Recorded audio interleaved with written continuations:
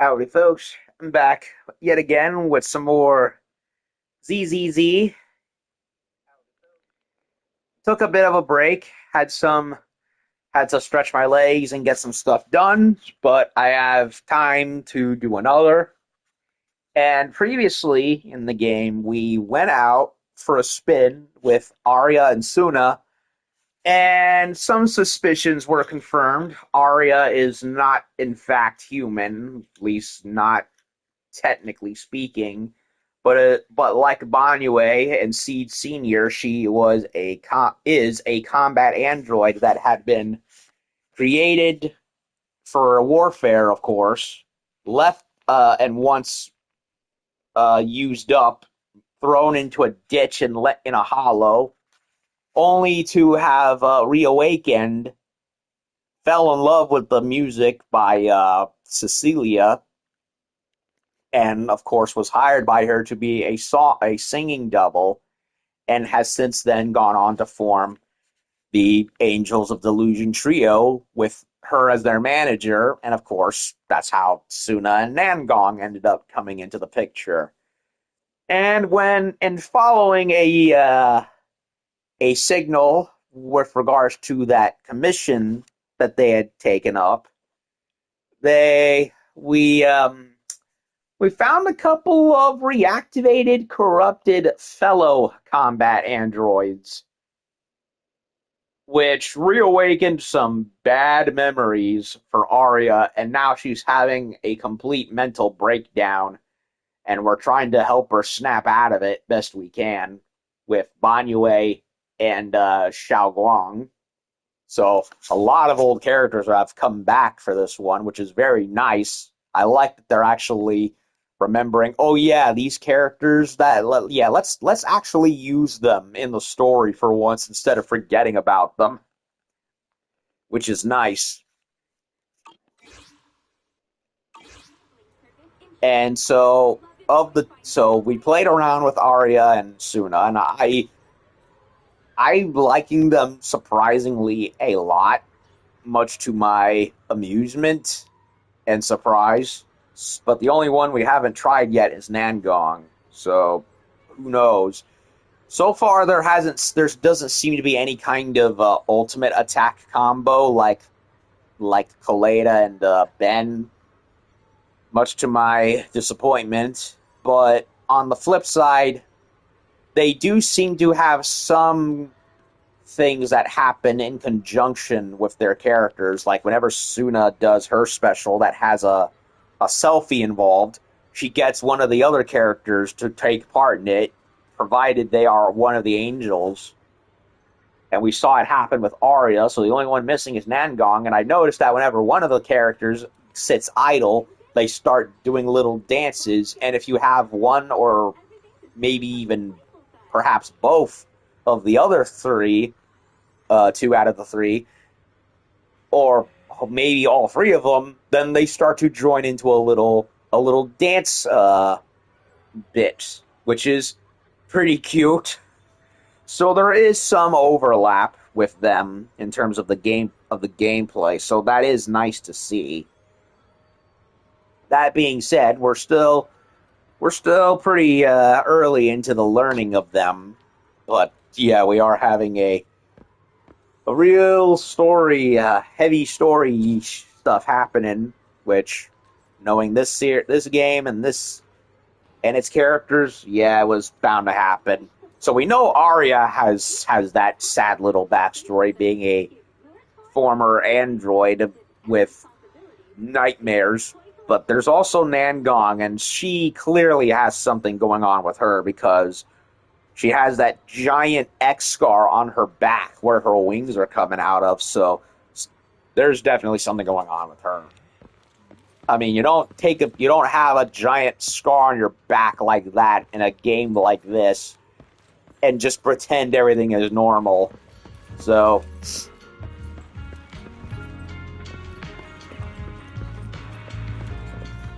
and we didn't end up going anywhere new in Lemnian. It was basically the same place as last time. That giant ditch where it led to that chamber where the creator was.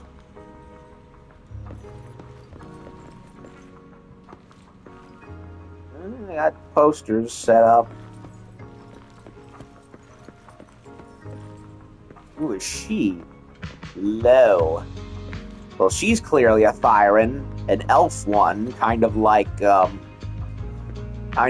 Vivian and Hugo, and she's in a maid getup.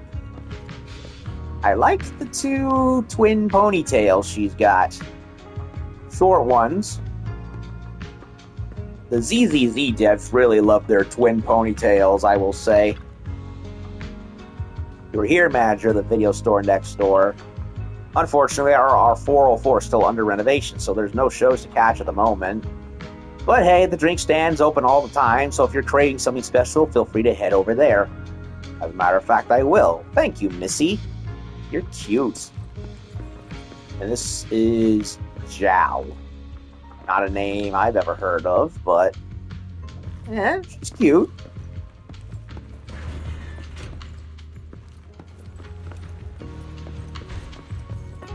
Okay, I got stage setups and everything.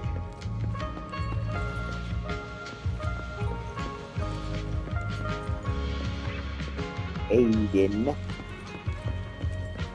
Yeah, the three bang boos are right there. There's Nangong. Okay. Oh my two teammates who went out hunting are finally back. With the commission fee, we won't have to worry about promo materials for the show anymore. Nangong doesn't look worried at all, like Arya and Suna simply went out and finished another routine commission. Unable to hold it in, Suna quietly pokes her in the arm. Oh right! Before Arya and the manager got here, I already gave out the first gift ticket! Did you now?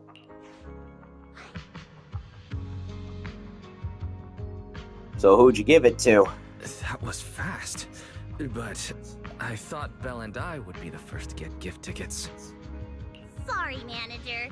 You're a super important audience member to Angels of Delusion, but our hardworking fan club president just did an absolutely amazing support dance.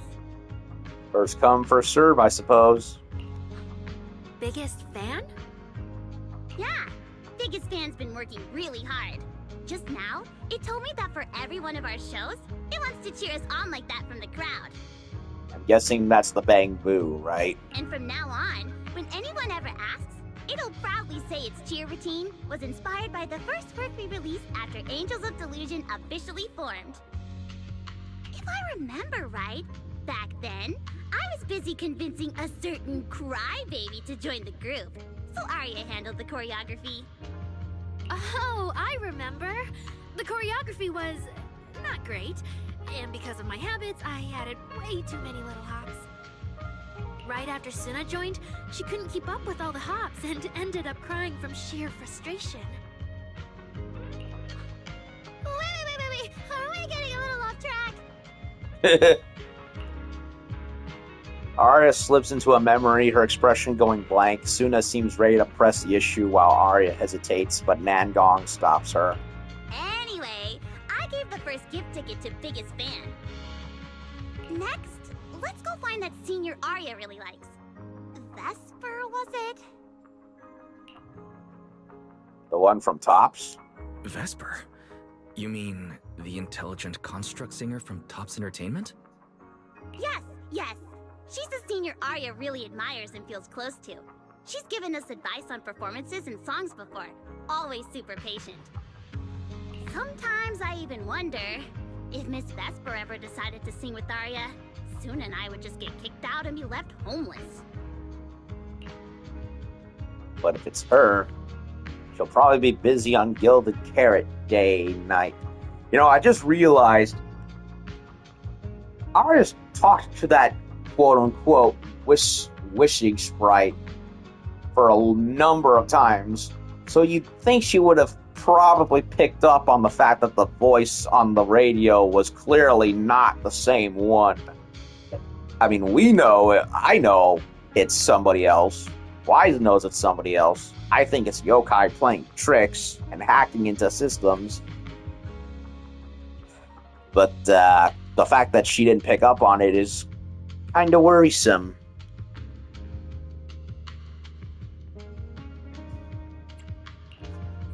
according to Astra, Vesper's scheduled to appear as a guest at the lighting ceremony on Gilded Carrot Day. Even if she accepts a ticket from the Angels, she won't be able to come to 404 that day.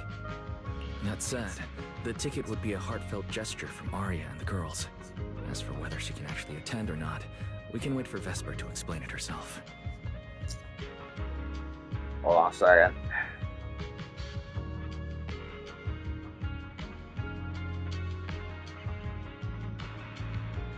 Just sending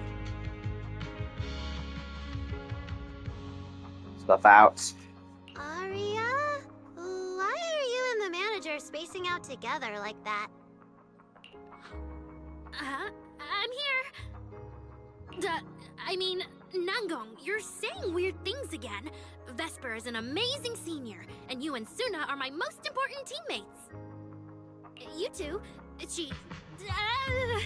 anyway, you and Suna are the most important, okay? Yes! I recorded that, by the way. You can't take it back later. But seriously, what I wanted to ask is, where are we supposed to find Miss Vesper today? I feel like I got tricked by you again. Vesper said she'll be at the Luminous Hall in Starloop today. We can find her there.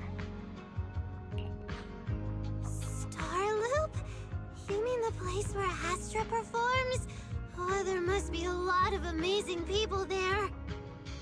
Nangong even went there to submit our sheet music once before, and if I remember right, we never heard back. I don't really want to go there. Just the three of us going to a star-studded place like that? It does feel a bit lacking in presence. Three of us still isn't enough. What about Miss Cecilia? Don't be scared, Suna. With all of you together, you have numbers on your side. But what about Miss Cecilia? Is she not around today? No, I think she went out for something. How about this? Manager, why don't you be our temporary agent for today? If 3 people are an advantage, then 4 of us would be even stronger. Yeah, if you're not too busy, Manager, lend us a hand, please. I can even cover your transportation costs. But let's take the metro. A cab to Starloop is pricey, and we'd have to cut another promo board. Let's take my car. I really can't say no to you. All right, since I'm already your temporary agent today, I can also be the chauffeur. My car will fit all 3 of you, so we can go together. Yay! Manager, you're the best! Why is she so cute? Seriously, it's hard. I can't dislike Suna at all. She's just so adorable. You drive the Angels to Starloop. Just as you're about to walk through the entrance, you suddenly feel something slip in your pocket. Turns out to be a few tickets for the Delulu Gilded Carrot Day special show. Nangong, who has just brushed past you, turns around and makes a pleading gesture. Looks like to keep the momentum going for the Angels of Delusion, you need to act the part as the temporary manager now. In other words, we gotta sell them tickets. Hope my past as a hired thug doesn't turn out. I've turned over a new leaf. Good boy, Tyson. You're a model citizen. At least you're trying.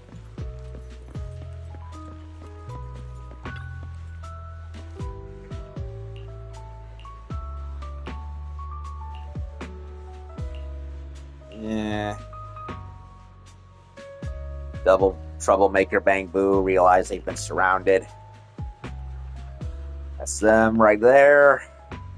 At the save point and knock them off. Says something like we shouldn't. Why don't you go cry to public security officer? Da da da. Spicing up the game to make it more fun. We haven't broken any rules. Cry harder to the officer. You, in that case, Bang Boo start fighting over the game. Displays, smashing the chaos, violating rules.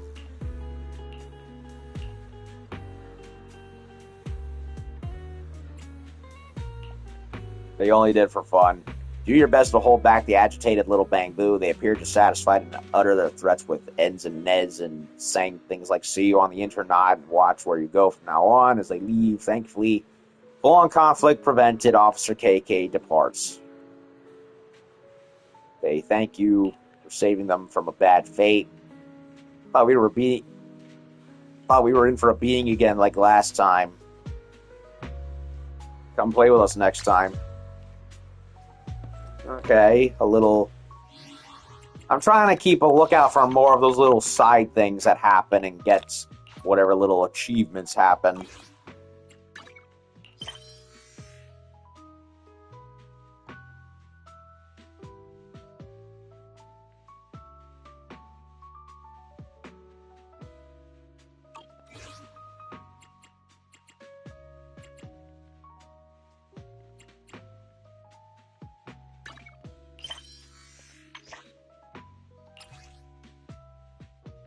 Looks like they redid the Internet format a bit.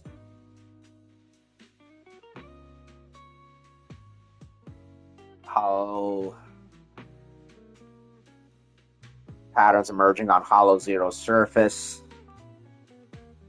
Thought eyes were playing tricks on me. Hollow came alive like a pulse beating.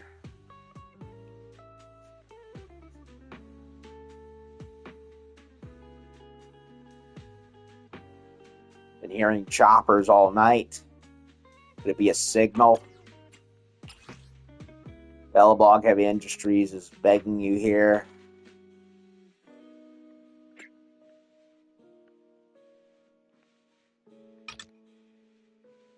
Actually kind of artistic. Hollow Champion competition coming soon. Previously postponed due to Lemnian Hollow disaster. Hollow Extreme Athletics League. Yeah, blah, blah, blah, blah.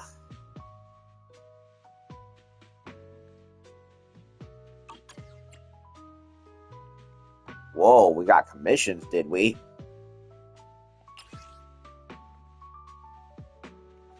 Seeking partner skilled in combat.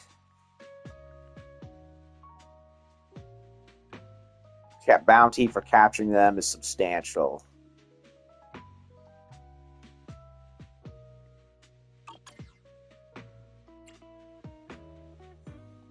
Wait a minute. Did I do this already? I did a lot of these already. So they redid the message board.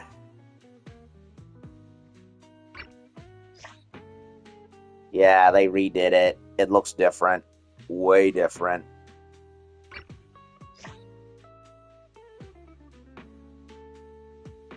Yeah, they reorganized and reformatted it.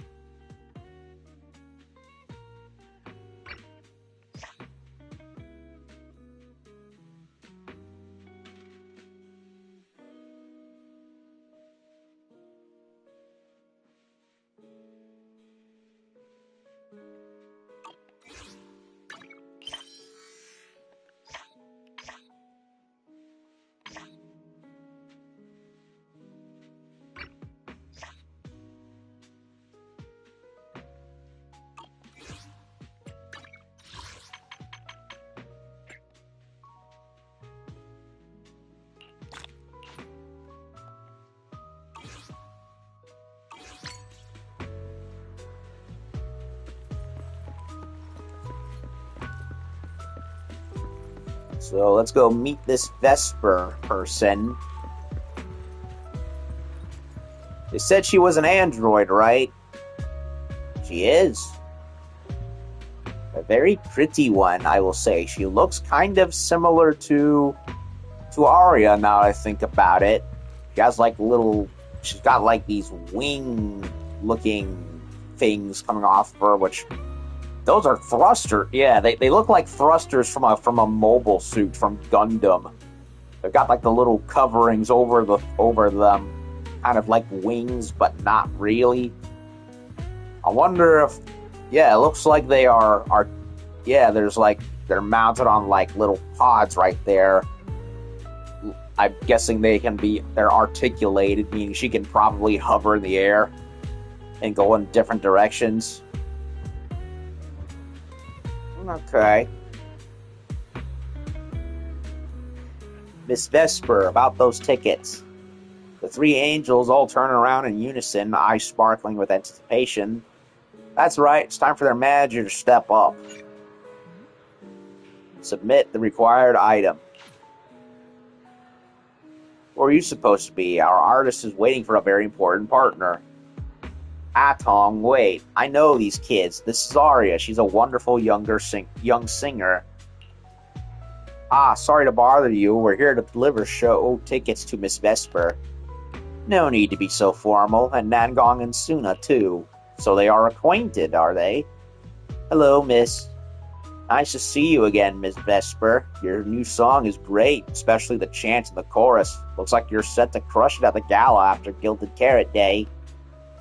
Namgong, you're still as sweet as ever. And sassy as ever. You're exaggerating, but thank you for the love. And honestly, I do think my new song is going to crush it. Namgong Yu Glazer says, hail. Hail to you too. And you are?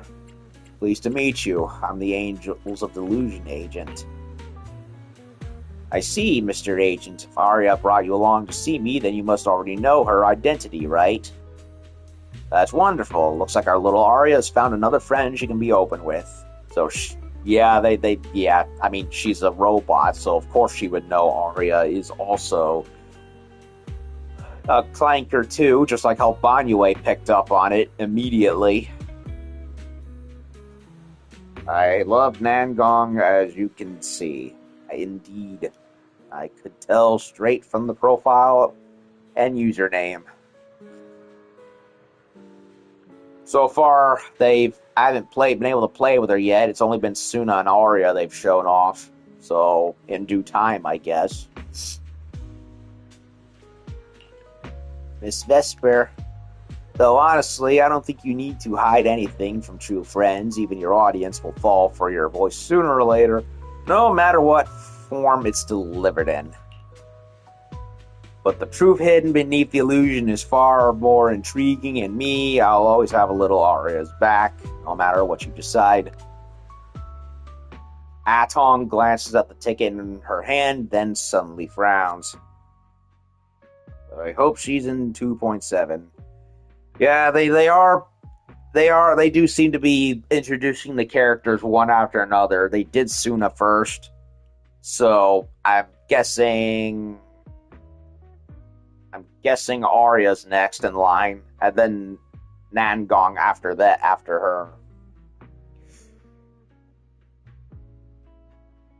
Although I'm guessing it's perfectly natural Suna was first because she showed up as far back as the Fantasy Resort, if I remember correctly. Of course, back then, we didn't really know who she was. It was just a little preview of what was to come. A little hint, hint, hint, wink, wink, as it were. Vesper, the tickets they gave you, are they for the Gilded Carrot Day show? Looks like it. Ugh. Bad timing. Sorry, but our artist already has plans on Gilded Carrot Day, so she won't be able to attend the show. If only they timed it better.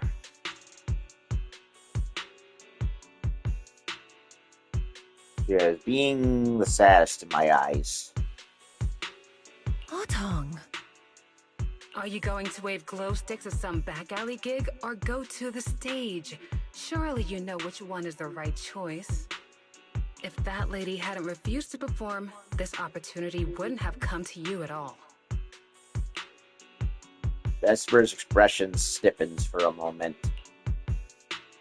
Oh, so you already have something more important, Miss Vesper. Sorry, we didn't know. Suna, I mean. Oh, okay. Yeah, unfortunate timing there, you three. If only. Yeah. Arya has mentioned more than once that she really wanted you to come see our show. But if you have something more important, I guess we can always wait till next time. Yeah. Something important. I'll be showing up as a backup, propping up my dear company's image. That's all. Vesper, lower your voice. This is Starloop. You've a little bossy there. Relax. My little complaints won't reach the higher-ups. Besides, rehearsals on the actual show are already on Vesper's Can't Refuse schedule, right? Don't worry, nothing's going to change. Arya and Nangong seem happier. Well, Nangong seems pretty chipper. Arya, well, we've already seen that she has problems. Although that giant scar on Nangong's back seems to hint at a little sad story there. I can already tell. I like the little light thing going on in Vesper's neck. Kind of reminds me of the light gimmick from the Elder Dragon Namiel from Monster Hunter, now I think about it. Also, come to think of it, it's nice to see more robotic autonomous life forms in this game. Nothing's going to change. Okay. And her design is pretty neat, I will say. This is painfully awkward. This is getting awkward. I can understand why Vesper doesn't want to be labeled as Cersei's backup plan. But still, this is the Yearlight ceremony we're talking about. So the rumors are true. Rito's entertainment industry really is a mess. But how could a small video store owner like me be getting caught up in all this? Someone, please, say something. Anything. The bigger the organization, the bigger the problems.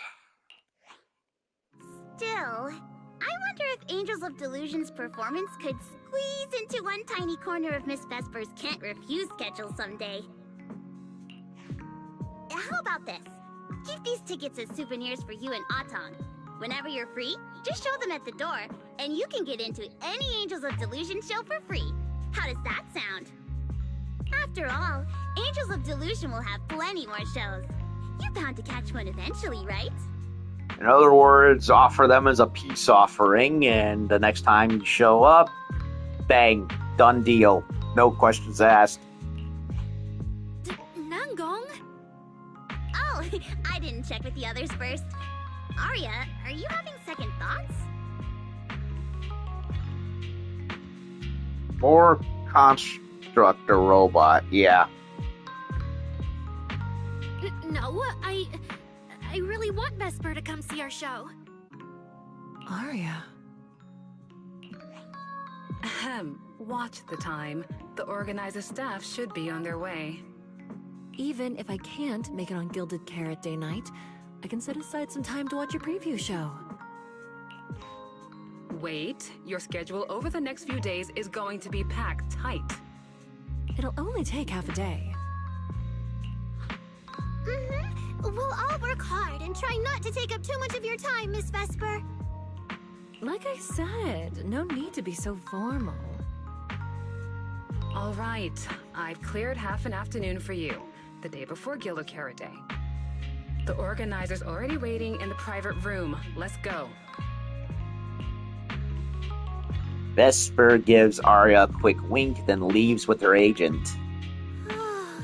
When that agent started talking, I got really nervous. Relax.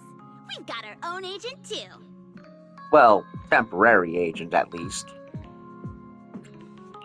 That's right. As your agent, you can trust me to do my best for the group. Manager, you're so reliable. Arya, where are we heading next? Aha! Next, we're going to find Xiaoyan. She should be at Lumina Square. Xiaoyan. Not familiar with that one. Let's get going. I'm happy I got Suna. It's the first step. Yep, I got her myself almost immediately when she dropped. I was trying to pull for Alice before she went away again, but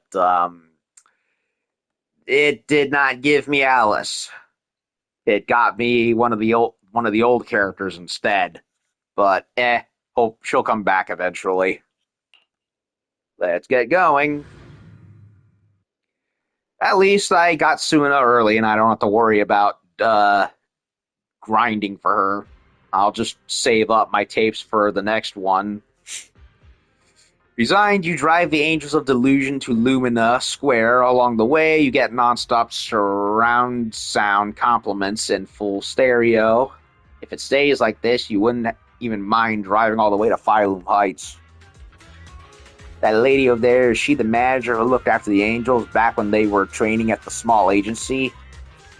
Seems like a down-to-earth, gentle older sister to them. No wonder the Angels were so eager to get those premiere tickets to her.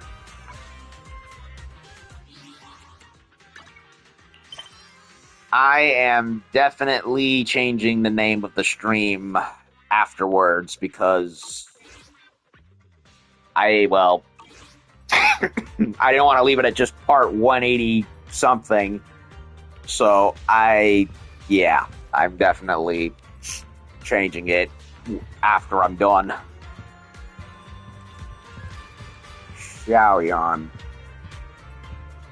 I don't know why. She looks familiar. Maybe I've seen her somewhere. Please. Please. Please. Come to our Gilded Carrot Day show, okay?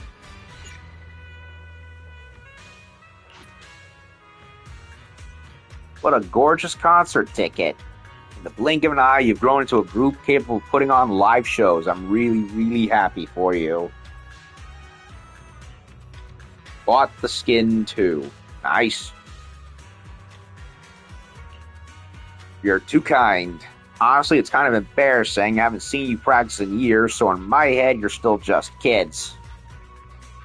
Soon at lunch, Nangong complained that the cicadas were too loud. You said their rhythm had a natural pattern, and you wanted to write it down for a summer song.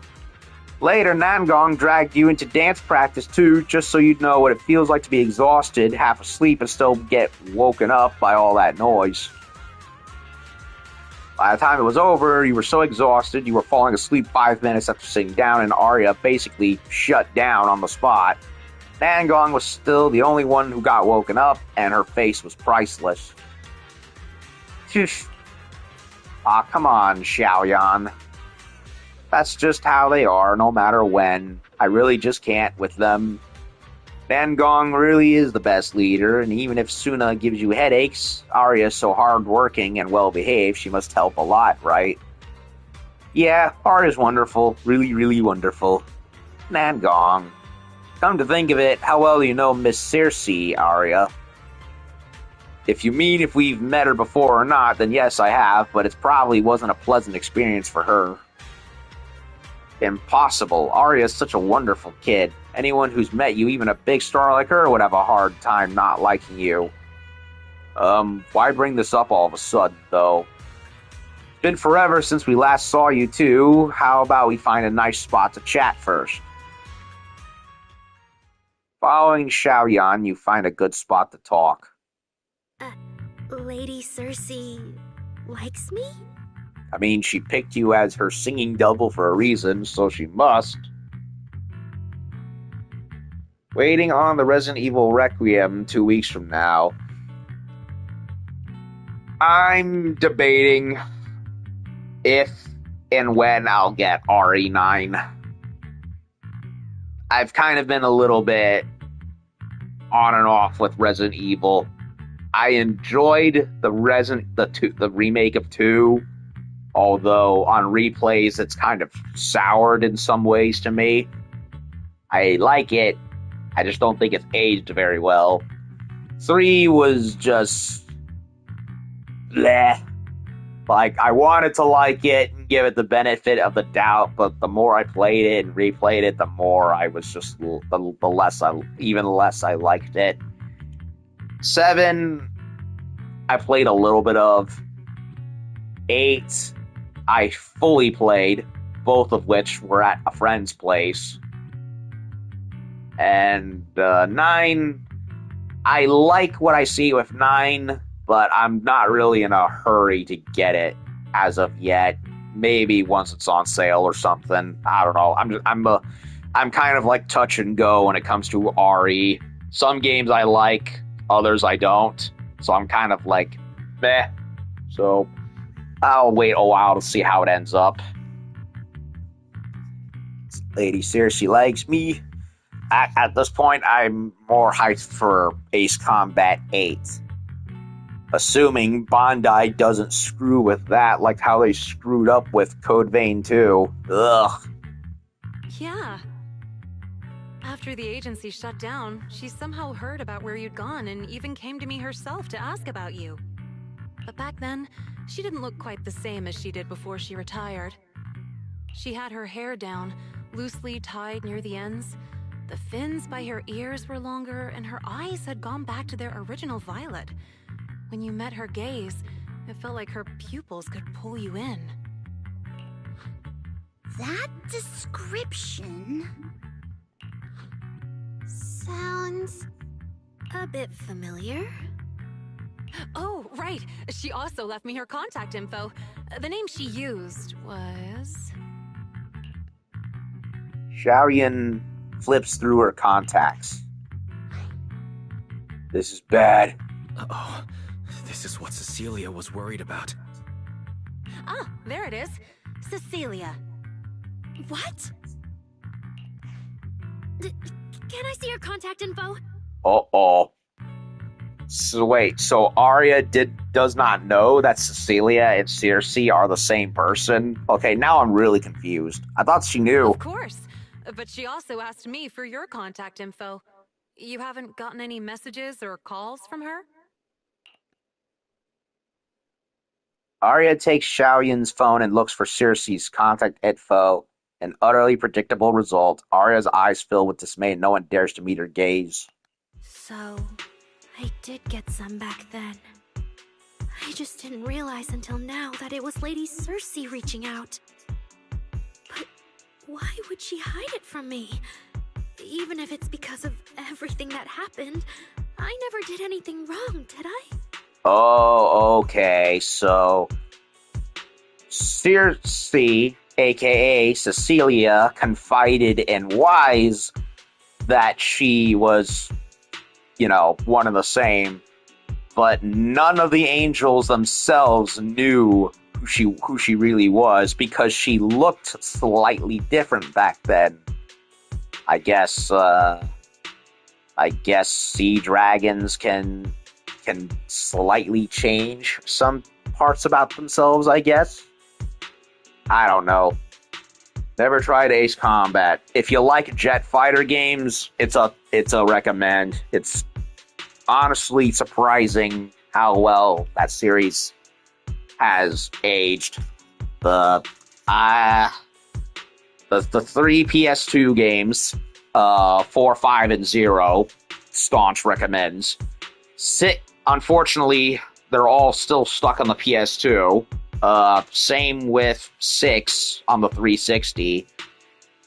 Although why Bandai hasn't done anything with those games is beyond me, because they're great. Then there was Assault Horizon, which was a spin-off title, which tried to basically be more cinematic. I liked it, but I understand why not a lot of Ace fans liked it. And then 7, which came out back in 2019, really liked that one. If you want to not wait for the next one, you could probably find 7 for cheap nowadays at like $20. So whichever works. Weirdly enough, I played other games that were clones of Ace Combat before I ever played AC itself, like Lethal Skies on the PS2. And that one was probably way more sci-fi out there than the main games were. Even if it's because of everything that happened, I never did anything wrong, did I? No, you didn't. So, She did not know. Why would she hide it from me? Even if it's because of everything that happened, I never did anything wrong, did I? I hope Cecilia will become playable later on, or maybe. I mean, I thought that would happen with Isolde, and well, that didn't happen. So we'll see, I suppose. We shall see. So, okay, so if I remember correctly, Cecilia confided in Wise and Astra that they were one and the same, but she never told the three angels themselves. Okay. Is it because she doesn't trust me? And she's worried I'll tell people what happened before? Arya, maybe Miss Cecilia had her reasons. Don't jump to conclusions, okay? Huh? What's wrong? Suna pulls Arya aside and Nangon quickly explains the situation with Miss Cecilia to Xiaoyan. Did I say something wrong? Has she been hiding it from Arya this whole time? It's okay, Xiaoyan. Honestly, I think you just gave the two of them a chance to finally talk it through. So, this was something that was gonna blow up eventually. Unfortunately, it did not go the way I think either of them wanted. Still, I can't reach out to Miss Cecilia on Arya's behalf. And right now, Arya doesn't seem ready to calm down either. Poor Xiaoyan. Being put on the spot like that. Yeah, the Isolde's dead. Although I do like that they had her make a bit of a cameo / comeback with the Xiao Guang chapter, where they all went to put down the different summoner spots of the creator, and like the freaking ghost army from Return of the King, Isolde and her soldiers come back in a cameo and help fight off the creator's influence. So that was nice. I can tell they genuinely care about each other, and Miss Cecilia has always been good to Arya. Aside from her identity, she's never held anything back. So, whatever this misunderstanding is, I'm sure they'll work it out. Suna and I will get to the bottom of this, and we'll make sure Arya makes it through the show with us. Xiaoyan, thank you for looking out for us before. You really mean a lot to us. All three of us would love to see you in the audience on Gilded Carrot Day. All right, I'll definitely be there. Nangong, take good care of Arya and Suna. I can see why Namgong is more of the leader of the three, because she's the more assertive one. Take care of Arya. I will. Suna. I hate when they're talking. Nangong, take good care of Arya and Suna. I will. Xiaoyan leaves, clearly worried. Time like this, Arya found out. I didn't expect Arya to find out about something Cecilia's been hiding for so long. And at a time like this. If we go back to 404 right now, it'll probably just make Arya feel worse. Nangong, do you have any other plans? Let me think. I brought some extra tickets this time. The plan was to hand out the gift tickets first, head back, then come out later to sell the rest. So, why don't we take Suna and Arya to Reverb Arena and sell the rest of the tickets? We can grab a drink there too, and clear our heads. Let's get going. Good idea. Go get Arya and Suna and we'll head out now. I find it funny how Suna is the first character being given out of the three, but Arya is the one whose character is being given the most bulk of the attention, at least at the moment anyway. You drive the angels to Reverb Arena the entire way there, that no one says a word. If you'd known it was going to be like this, maybe taking the metro would have been better. Hey, Proxy! Did you come with those super sweet cuties over there? Well, I'll be damned.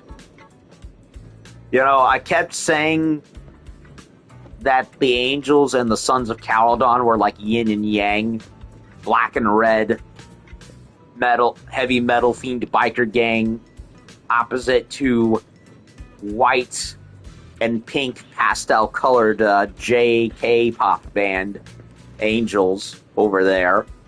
And yet, here they are. They really are bringing a lot of characters back for this one, which is very nice to see. Roxy, long time no see. Looks like Caesar and I are footing the bill today. Oh, you brought friends with you. Should I order them some sweet drinks? So long as it's not nitro fuel. Do you guys want anything? I'm good. Hey, no need to be shy. Me and the proxy go way back. You rescue a flustered Arya from Bernice's enthusiastic one-armed sideways embrace. After introducing the angels to Caesar and Bernice, you mentioned they were planning to sell tickets to that Reverb Arena. Oh, I see. Ooh, you picked a great spot. At Reverb Arena, music fires people up just like the drinks do. I freaking miss these biker gals. It feels like yesterday when I did all that, the whole, what was it?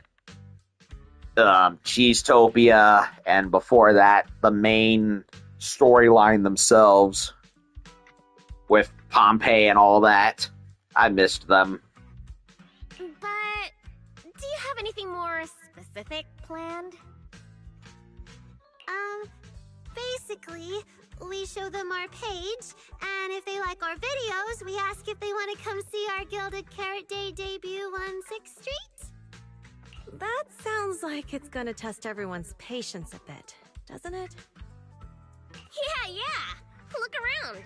When chugging nitro fuel, I really don't want to be staring at a tiny phone screen.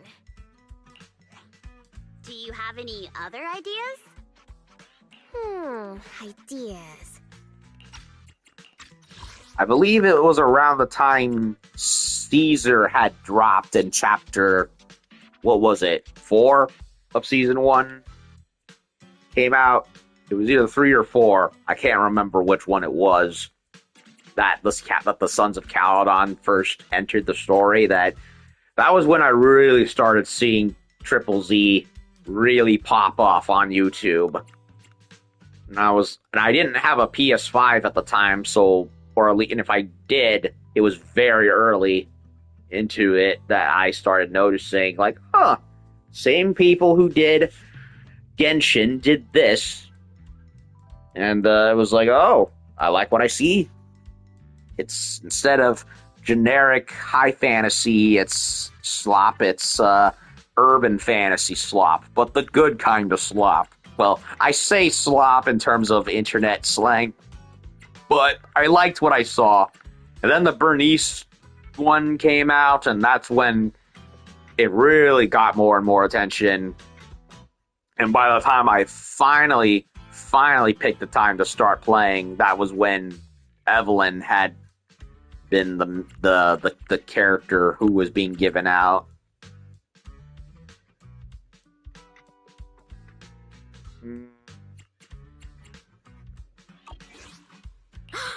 I've got a great one. Something that'll hook everyone instantly.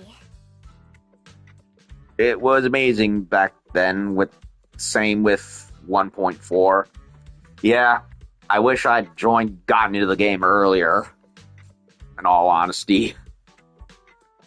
When by the time I did get a PS5, I was basically hooked on replaying Stellar Blade, and I kind of kept putting it off for about a month or two. Better late than never, I guess. Let me redo this dialogue because I've been talking. Ooh, you picked a great spot. At Reverb Arena, music fires people up just like the drinks do. But do you have anything more specific planned? Basically, we show them our page, and if they like our videos, we ask if they want to come see our Gilded Carrot Day debut on 6th Street. That sounds like it's gonna test everyone's patience a bit, doesn't it? Got a PC now and a PS5. Nice. Yeah. Look around. When chugging nitro fuel, I really don't want to be staring at a tiny phone screen. Do you have any other ideas? Ideas. I've got a great one. Something that'll hook everyone instantly. What is it? A live demo. Right here. What do you say? Ew. Yeah, you've got a point. This place would work pretty well for a trial run. Oh, really, Nangong? Right here? Sing now? I don't think I'm ready for it. You go instead. I can't. Suna, sweetheart, that reaction? Totally not okay. You're about to put on a show, aren't you? And there's, I've lost count. But anyway, not many days left. If you're scared of the audience now, what are you gonna do then? I don't even know these people. Poor Suna. It's better if you don't know them. They're strangers anyway. If it goes badly, they'll forget in 5 minutes. I'm behind with the event, though. Yeah, I feel ya. What if they actually buy tickets? Then there'll be brand new Delulus, and they'll be happily watching you grow. That means they were moved by your singing and have become new Delulus. Even if this performance isn't flawless, after the Gilded Carrot Day show, they'll be happy to see how much you've improved, right? Yes, that's it. I guess that makes sense. But still. You know, the way you hesitate is actually kind of adorable. I agree. Huh? Oh, just try it, Suna. You're so cute. People are going to love you. Me? All by myself? I can't do this. Can I? You can do this, Suna. Don't worry about what Nangong and I are doing. No fancy moves, no choreography. Just focus on singing. Focus on what you do best. Think of it as practice for making our Gilded Carrot Day show the best it can be. Want to give it a go? Arya seems a little brighter now, and maybe not wanting to let that encouraging look go to waste, Suna finally makes up her mind. Okay, I'll try. If I mess this up really bad, we Angels of Delusion are all going down together. Hey, don't say things like that. Be brave, girl. Sing it out, loud and proud. Now, let me see. Where should you stand? We'll need a stage. There's that giant platform with all the ladders on it coming out of it. Stage? We never said anything about a stage. I have to give the credit to the voice actress for Suna. She's clearly having a ball with her. You got this. Scared? Yeah.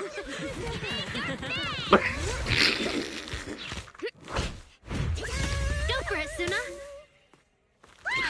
Everyone, give it up for the Angels of Delusion component!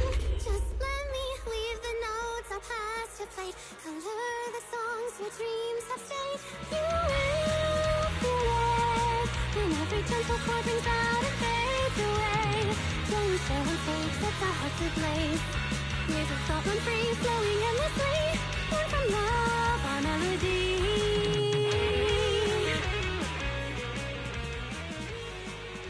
See? It's not so hard. What a cutie!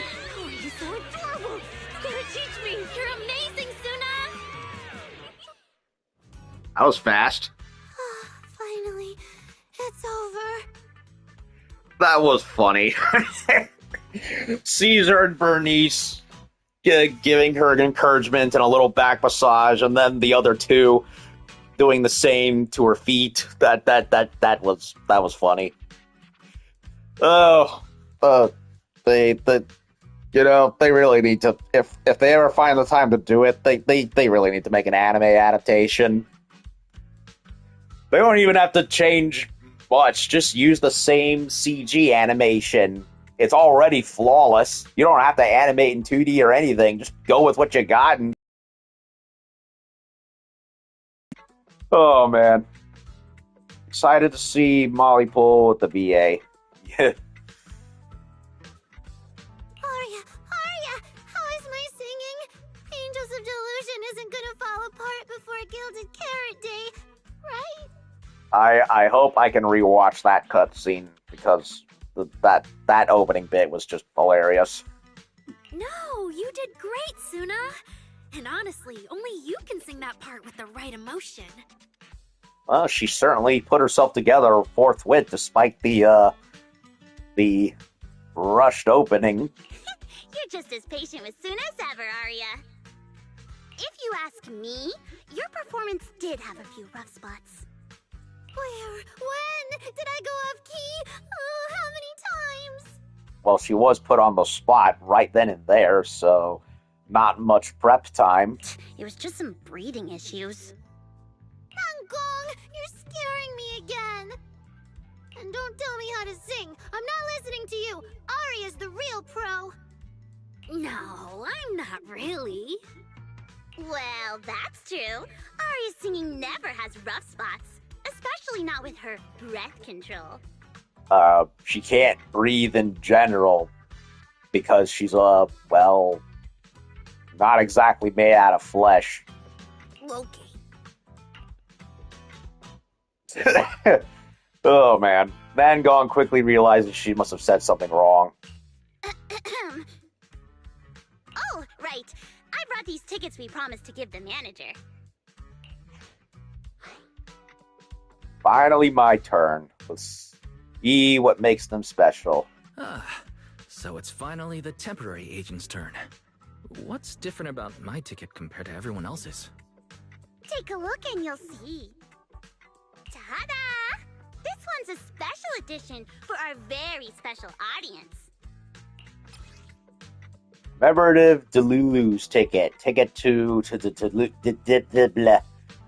Delulu's special Gilded Carrot Day performance, particularly a collector's edition exclusive to Bell and Wise. Features adorable stickers designed by Suna herself, which come with heartfelt wishes of the Angels of Delusion, special audience member, temporary manager, personal driver, no matter which role you're playing. There's no way they'd miss your debut performance.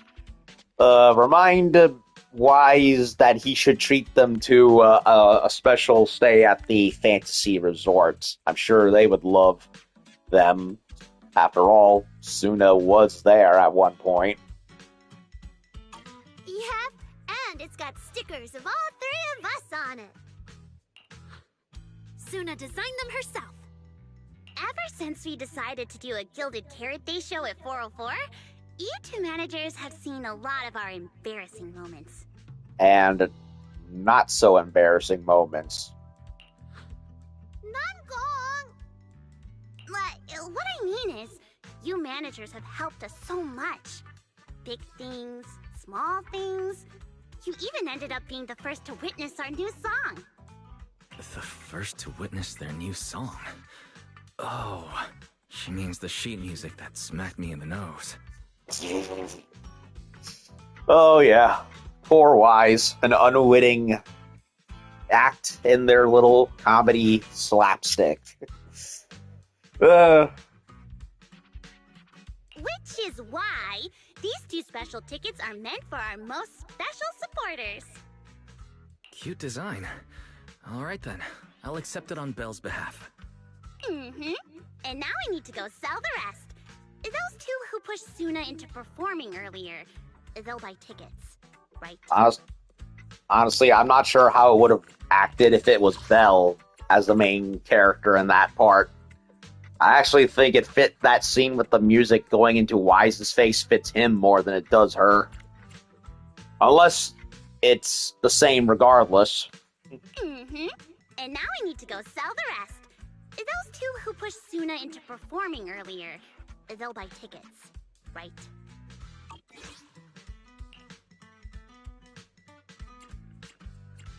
Logistics companies are probably off for Gilded Carrot Day.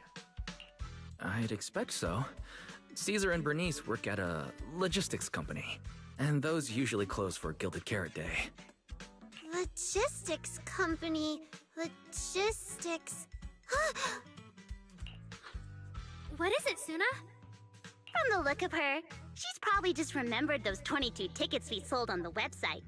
Once the companies go on break, nothing's gonna get sent out. Whoa.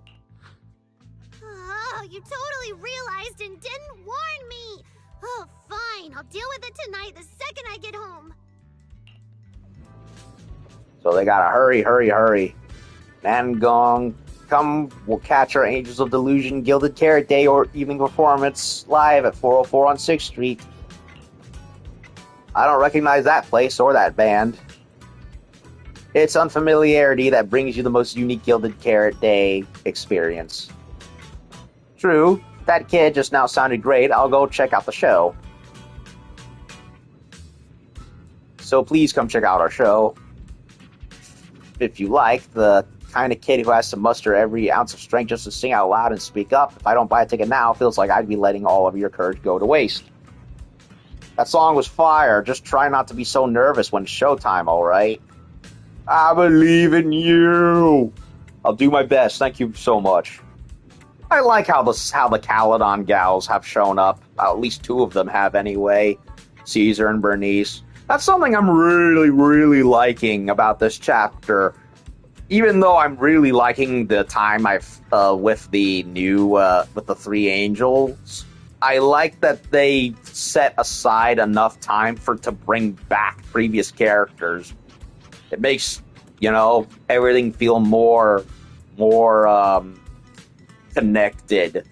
Like it's not just a bunch of one-offs. It's like, no, these are characters that we have invested our time into and we've made connections with. It would be a waste to not do it. Getting nervous again. Sorry, I'll do better next time.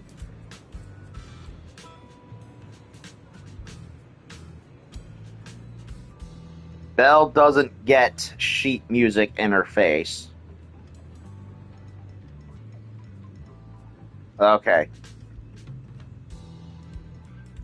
So some things are different, other things are not different. Got it. We'll work hard to prepare for the Gilded Carrot Day performance. Please support my teammates. Support your teammates. You guys are a team, but don't perform together. We will perform together. Then why'd you say that? Since I bought your team's tickets, of course I want to see everyone at the show, including you, silly. You totally forgot yourself. Yeah, Arya is still probably having those issues.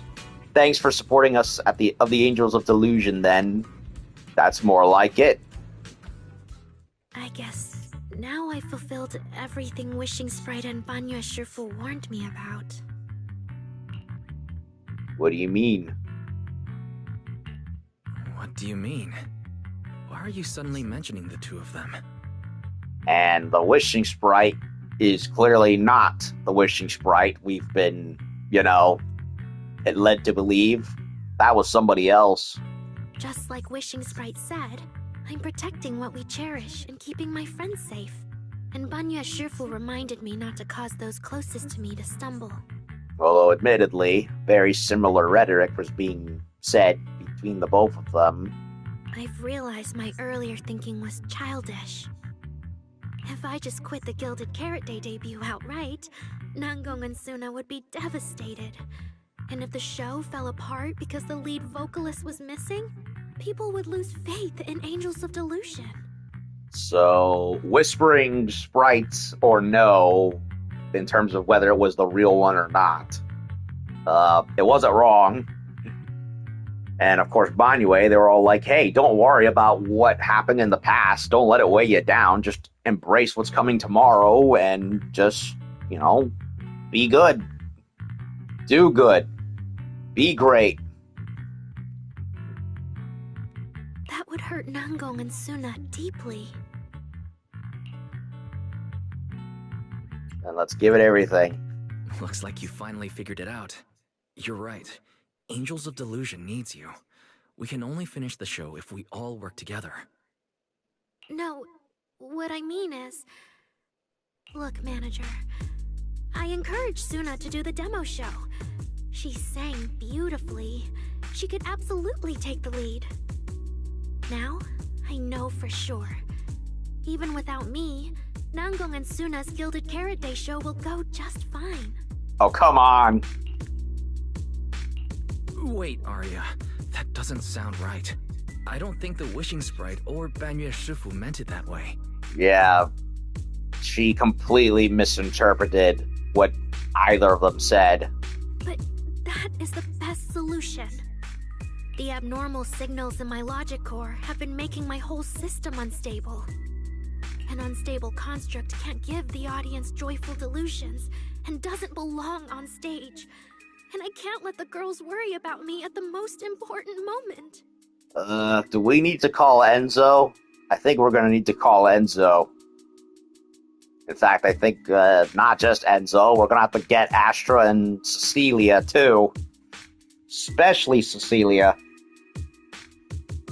Do I remember the Billion Lighter plus Caesar where we couldn't run as Wish, as Wise and Bell? Do I remember Billy? Vaguely remember. It's been a long time. All that's left is finding a natural excuse. Something that lets them accept my leaving. It might feel sudden, but they'll understand in the end. No, they're gonna drag you back to the stage whether you like it or not.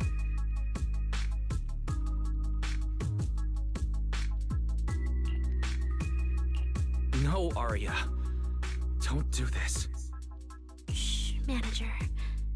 When Xiaoyan mentioned Cersei earlier, I saw your reaction. If I'm right, you helped Miss Cecilia keep that secret. So, could I ask you to keep one for me?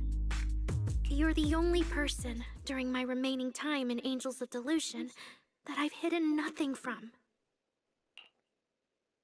You're just about to turn down Arya's request when Nangong and Suna come back. They looked in Arya's eyes as so earnest, and on top of that, you didn't tell her about Cecilia.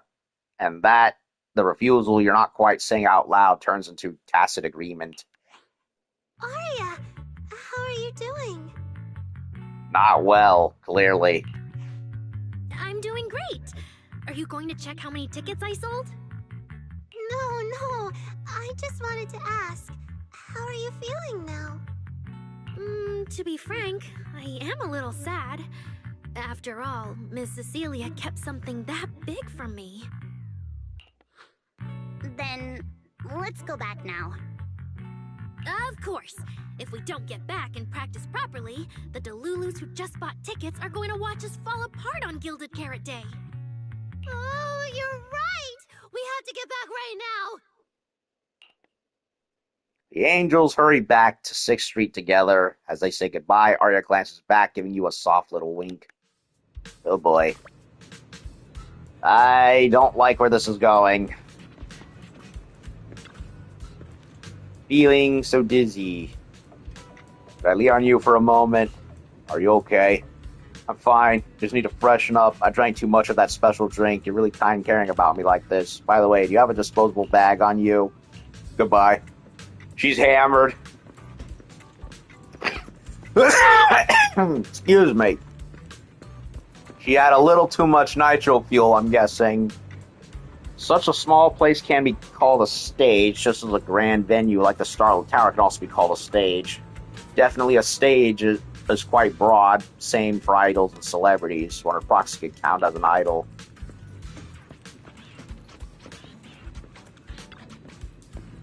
Last time the Hollow Returns performed here, they nearly blew the roof off Reverb at 3 in the morning. Poor brother happens to have a crush on a big star like Astra Yao, and he's probably never going to see her in person his whole life. Well, we're going to have to solve that problem.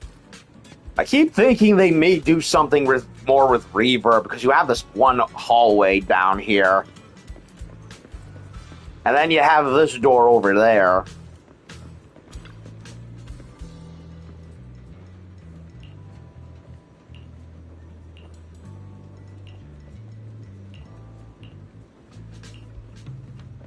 They haven't done anything with it.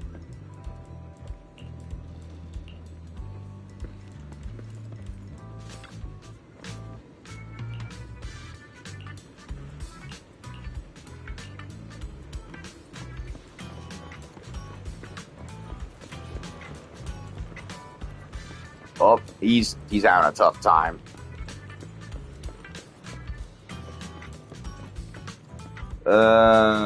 Start of Son of Calydon. Okay. Yeah, it was a while ago. I barely remember how the start of that chapter went. I need to look it up again.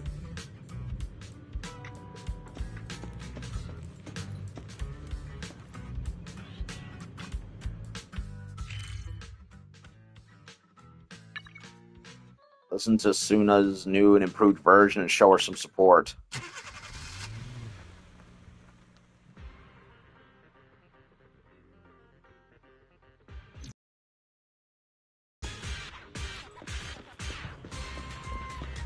Okay, they got all those lights up and going for Gilded. Looks nice. A lot better at night where everything can be lit up than in the daytime.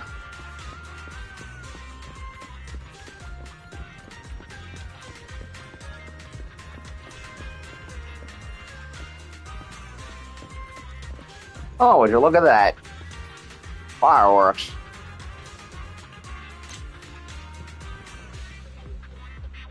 You can actually see them without being forced to look up Wise's ass.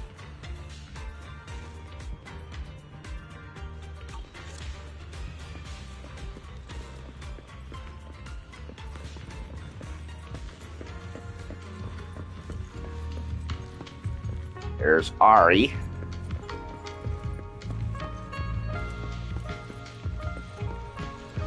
Can't order drinks. I can't order drinks.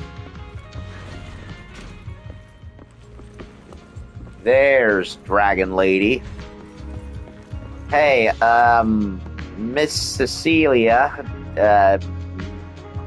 lovely Tig Bitty Dragon Sea Lady, Sea Dragon, Lady, Dragoness, whatever. My tongue getting tied. Arya found out. Are you gonna talk to her?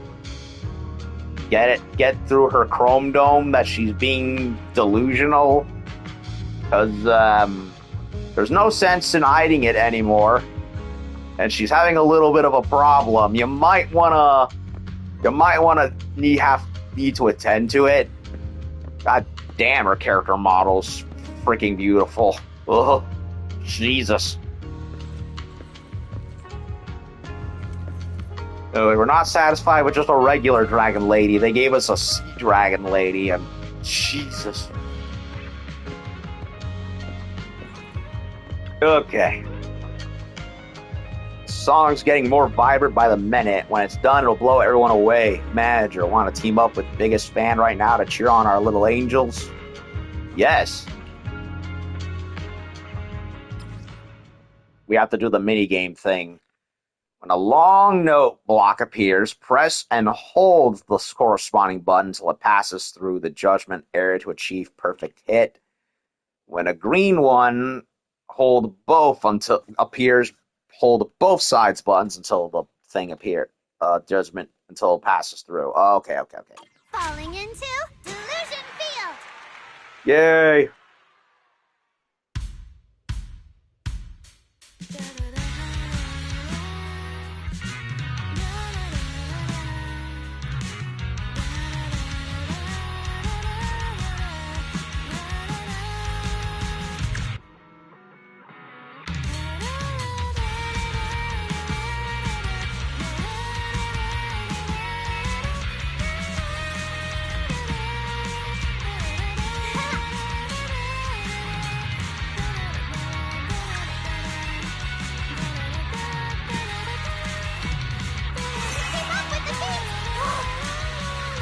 I'm not used to this at all.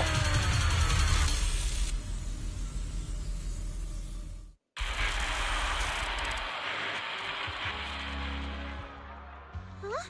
What's going on outside? Sounds lively out there. Are they running some kind of Gilded Carrot Day special event? I'm not used to that kind of control thing, so cues. So I missed a couple of hold cues because I'm not used to this format of gameplay. I'll go check. Or anyone can react. Arya dashes out the door. Oh, was it just me, or was Arya avoiding my gaze just now? Yes. She probably has something she wants to say to you, but doesn't know how. So, if you have something to tell Arya, now's a pretty good time. Nangong, how did you know? Miss Cecilia, that thing you've been holding back. You have to tell Arya. Arya comes running back a moment later. I'm back. Looks like some kind of network issue on 6th Street. Everyone out there looks super worried. The network is down? I didn't notice. I haven't got a single new message alert in a while. I almost thought that time itself had slowed down because of Suna's performance. It would probably also explain why there was a weird drone noise at the very end of that last beat. That kind of bullet time only happens in cartoons. No way it'd happen here at 404.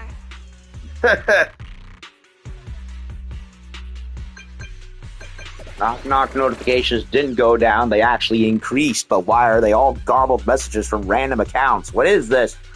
We've been hacked. Everyone's been hacked. Message from number 1, 0 luck, dude, blah, blah, blah, blah, blah, blah, blah, blah. Must be that AI problem they were talking about. The one going around hacking other constructs. Ultimate Turbo, Stuo, Las... Message from Finale, something, something, something. Message from No Scallions, return now. Seems I got a ton of weird messages. Sorry, I'm getting a lot of strange messages. It's the PSN network crash. It's come back and haunt us again. Is this a scam or is someone asking for help? I have to hurry back. The network speed is terrible. I've totally lost the signal. Oh, I can't believe I got disconnected right at the cliffhanger. Did she see? Ah, man! That was so close to breaking the record! Looks like I can't pay online. I've already finished eating, though. What should I do? Uh-oh. What's going on? Don't tell me Fairy actually turned on that full force mode.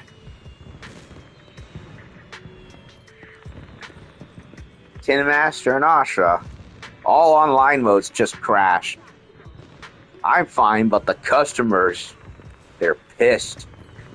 Everyone's confused.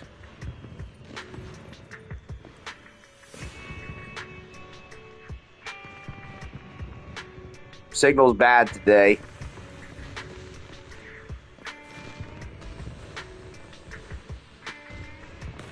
This guy is looking depressed. Elfie. That was her name. Okay. I couldn't remember her name because it's been a while, but yeah.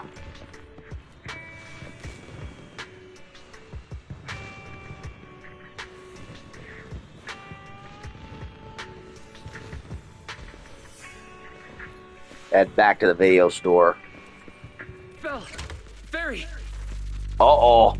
What's going on here? Lil Six, come on! Open the door! Invalid command. Command? We don't use commands for the workshop. Why, you're finally back! Very lower life forms. What happened? What in the world? An unknown intelligent entity is trying to get into the HDD! Cracking hub node. Access override progress 65.8%. Unknown AI attack? What about Fairy? Yes, Master. I'm here. Master, how pathetically servile. Just a simple attack like this, and your data stream's already in complete disarray. And you call yourself the strongest fairy? Installation complete. I'm Yokai. Pleased to meet you. I knew it. Well, Fairy. You aren't that impressive after all, huh? I knew it.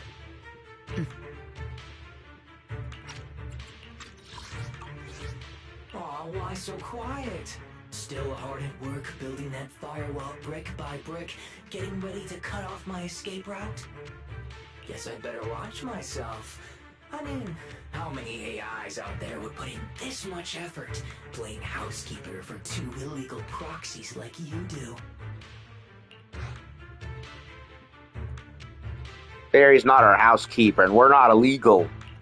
Our relationship with Fairy has always been an equal partnership, an agreement between two parties. And we're not illegal proxies. Okay, maybe don't say that so confidently, brother. Still, we're nothing like certain nasty illegal intruders out there. Fairy's favorite low-end life forms are trying so hard to feel important again. But an agreement? You humans really think something like that counts as a bond between partners? Notice. Back-end defense protocols restored. Scanning for active AI units. Scan complete. 0 units detected. Obviously, there's no way I'd set foot in here for real.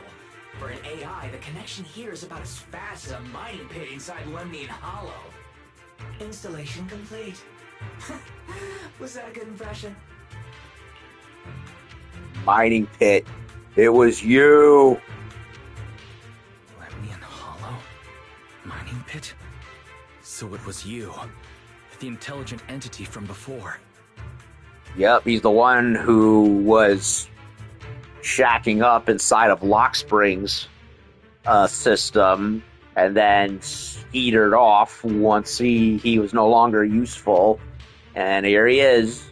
Your references are terribly vague, hardly efficient communication between intelligent entities. But I can answer you clearly and precisely. Yes. He's pretty full of himself. Let's see. Maybe there's something in my trophy list that can wake us all up. Ah, here we go. 2 AHOLO type constructs, a construct public security officer, and a little bamboo named Lockspring. Lockspring. You're connected to the creator. That interview's over. No further comments. Historical record comparison complete. Independent high-intelligence data entity detected within Lockspring. Confirmed as intelligent entity, Yokai. You're so slow. My trophy list is way too long. Can't even scroll through it all. But honestly, even just these should be enough to make you remember me. Don't you think, Fairy? Abnormal process cleanup mode activated. Kicking me out already? Fine. Notice. Residual abnormal process data cleanup nearing completion. See you on Gilded Carrot Day, Fairy. And your two masters.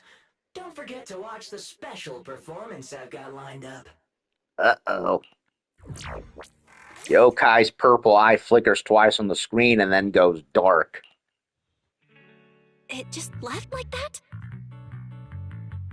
I don't know why, but for some reason, the way Yokai talks and sounds reminds me of ER, a YouTuber whose whose output is very slow, as it were.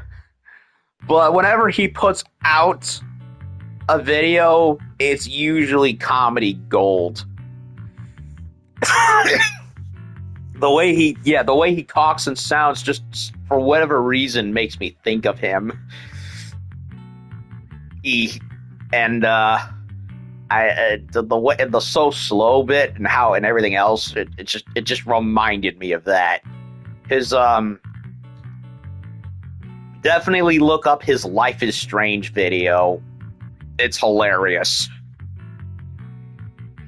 Notice. Abnormal process data purge at 100%. Maximum suppression mode activated for deep level cleaning. And the Glass Onion one. That one was also pretty funny of his. And his name, it's literally E2:R. Yeah, he didn't really put much thought into it. It's kind of funny, actually, in a weird way. A network log.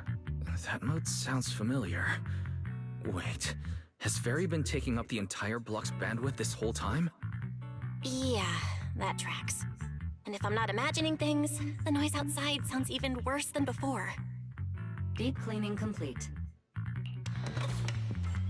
Outside the door comes the faint hum of devices booting up, and the noisy chatter finally dies down. Going by what Yokai said, it at least knows about Lockspring and the Creator, and it's pulling the strings behind those recent rogue intelligent construct citizens. Knows about it was directly bonded to Lockspring like a parasite, and it was helping make everything mosey everything along. But I thought it got dealt with in that commission you just finished. Nope. Definitely did not. Judging by the outcome, I think the commission was a failure. Still, since yesterday morning, an unusual amount of events has happened. Takes quite a while to explain everything that has happened since you went to Phylum Heights. There's a lot of bad news, but the good news is, when it comes to keeping Arya's secret, Belle is finally your one and only accomplice. I can't tell whether you want my thoughts on this, or just want me to suffer alongside you. Maybe a little bit of both. It's the least I could do. No need to thank me. It's what I'm here for.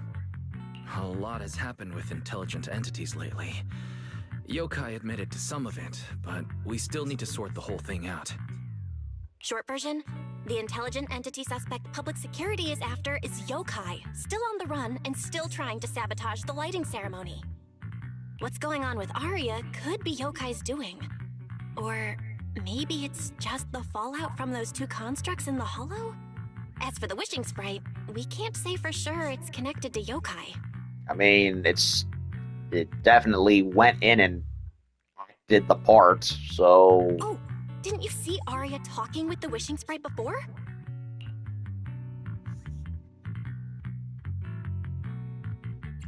Before, it didn't really sound like Yokai, but then later, it did, yeah. The day I ran into Astra, Arya let me hear some of what the wishing sprite had said to her. It didn't sound like Yokai then, but the more recent time, I'm not so sure.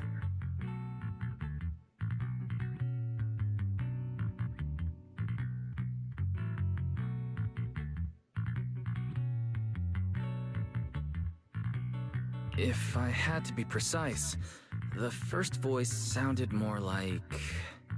Why does the house feel so quiet? Fairy, are you okay? It was Fairy. System repair in progress. Please wait. Looks like Yokai's intrusion messed things up for Fairy pretty bad. Maybe it's just me, but ever since you attempted to reconnect to the HDD and Fairy screened out all that redundant data, things with her haven't felt very smooth. That does seem to be the case. And before the HDD issue, we were already dealing with the Creator and Lemnian Hollow.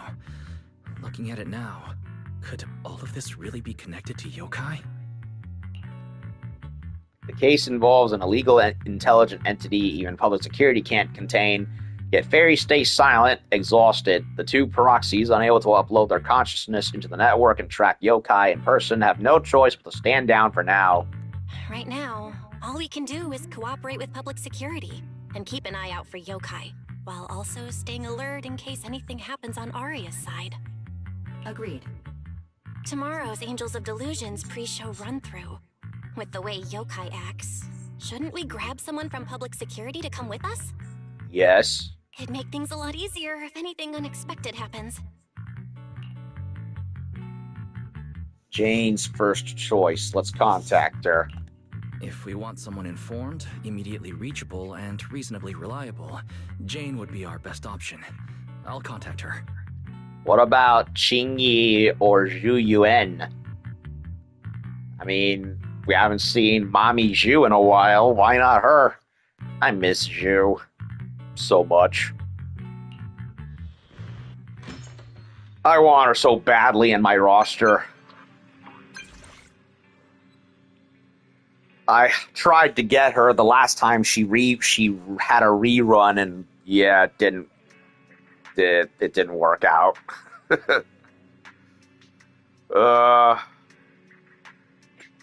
Okay. A reward for our loyal member.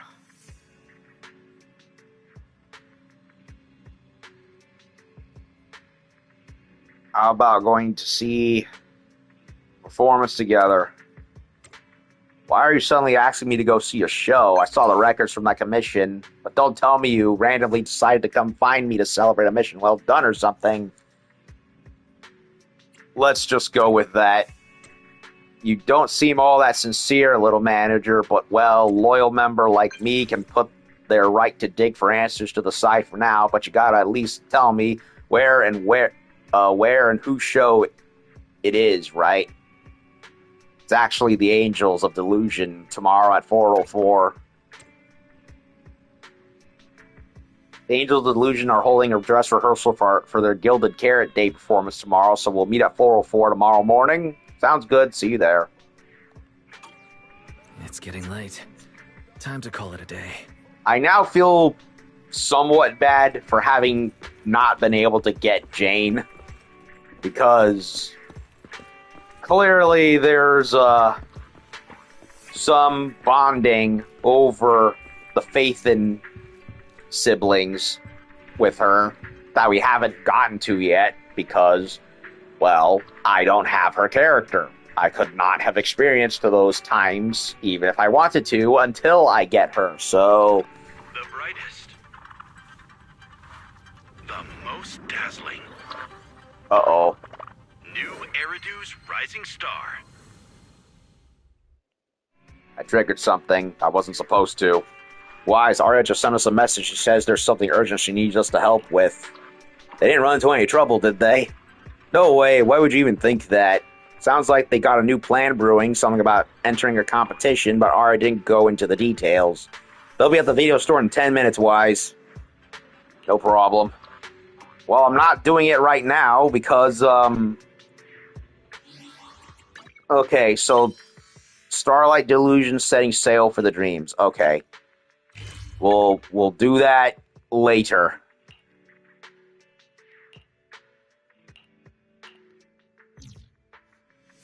I mean, I was planning on doing that anyway, so, but that's a little too soon. I thought it was going to be another agent story through the TV, because we haven't done those in a while. But no, it's a completely different quest line. Anyway, so much happened today. Idol group on the verge of disbanding, plus that cocky AI who came and provoked Fairy. My head's a mess. I thought this commission was wrapped up, and now it's back on the schedule. Wait, I haven't even told the client yet. If I just fall asleep now, I won't have to think about any of this anymore. Go to sleep, little Wise. So many unfinished tasks, but you do your best to fall asleep anyway. Reminds me of tax season. Just before you fall asleep, you hear Belle say Jane has come. Morning, Jane. Oh, hey, you're awake too, Wise. You're really punctual today, Jane. Good morning, by the way. Not sure where you two are up to this time, but since it's the two of you who invited me, of course I'll be on time, and I promise I'll give it my full, unattended attention. Undivided attention, excuse me. Are we heading out now? Let's go.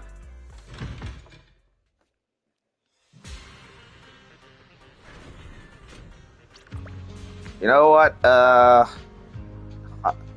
and 30 minutes. You know what? I'll go ahead and continue. We still got some stuff going on.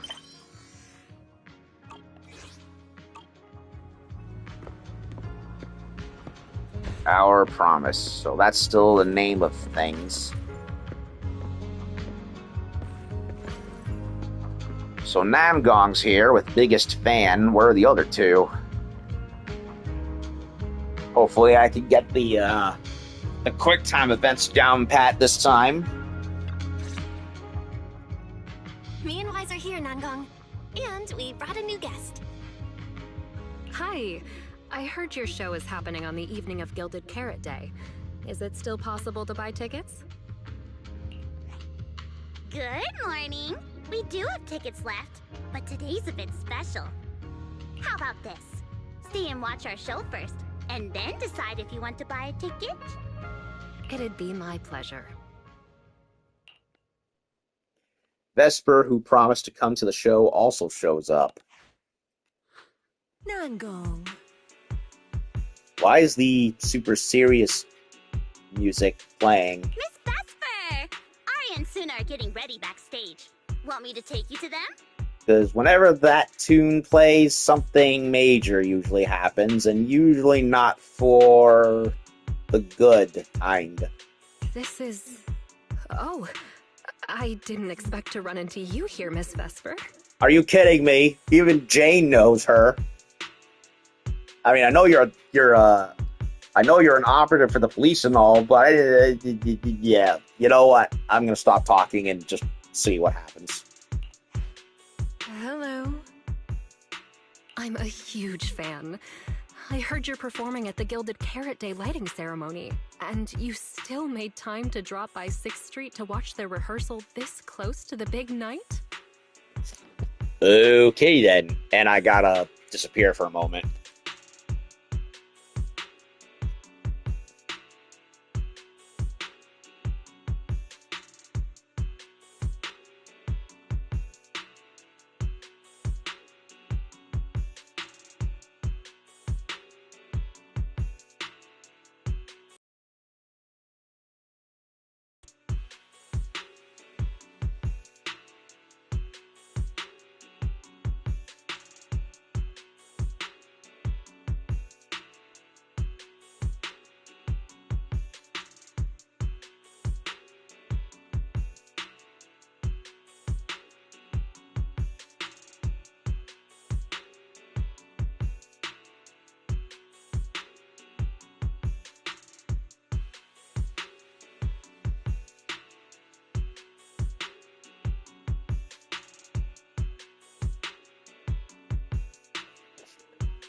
Okay, I'm back.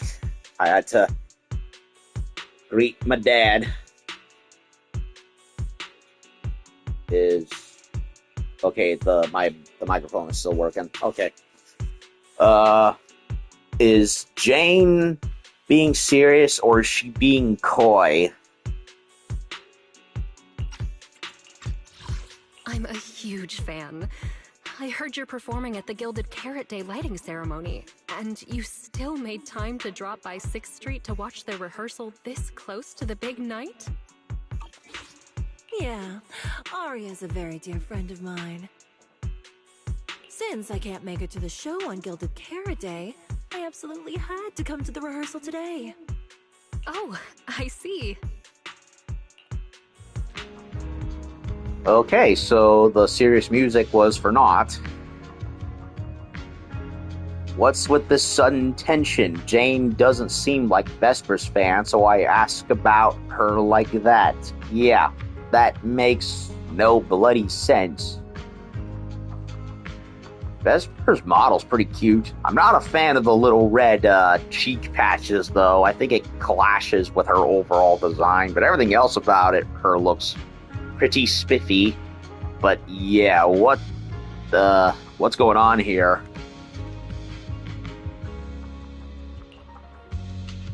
Maybe it's because of what happened before, plus Vesper being an intelligent construct that might have put Jane on alert.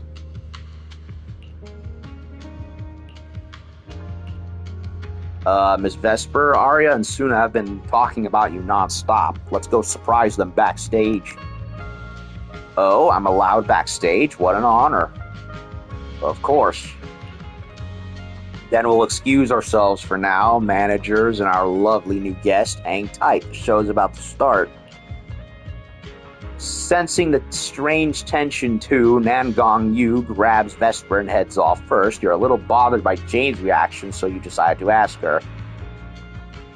Yes, please explain. What is going on here? Did you notice something off, Jane? Something wrong with Vesper? Yeah, you were acting odd just now. Did you notice something off, or is there something wrong with Vesper? Oh, sharp eye, young manager, but being curious about a guest who's about to take the stage at the lighting ceremony performance is only natural.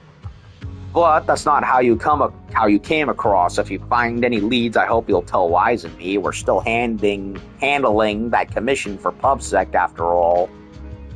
You two, always so in sync. I've looked into Vesper, but it's all unproven rumors so far. Besides, I'm just a regular member of the audience right now. Let's just enjoy the show. Soon, the Angels get ready to take the stage. Few audience members settle into the best spots they find and waiting for the show to start. Vesper's there, Celia's there, Jane's there. Little Angels seem a bit nervous. Perhaps a well-timed bout of cheering will help them loosen up. How about it, manager? I'll cheer them on, yes.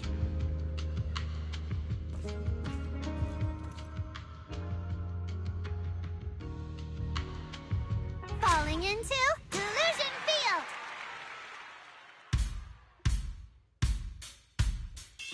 And heartbeats into tempo, make every step feel light as we go.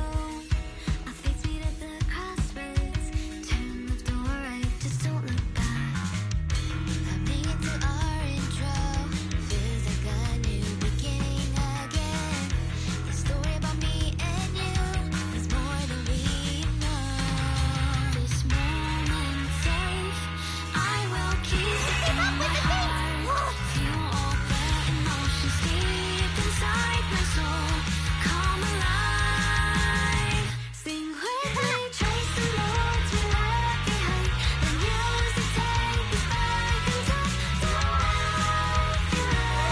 The melody begins to play and fades away.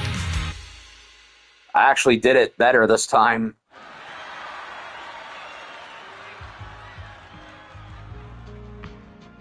That was an amazing show. I'm honored to have had the chance to watch it. I'm sure tomorrow's real performance will go perfectly. Thank you, Miss Vesper.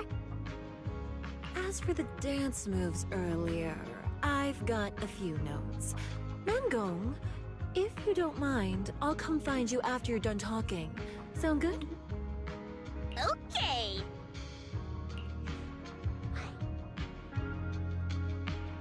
Thought it was awesome too. It's going to be smooth sailing tomorrow.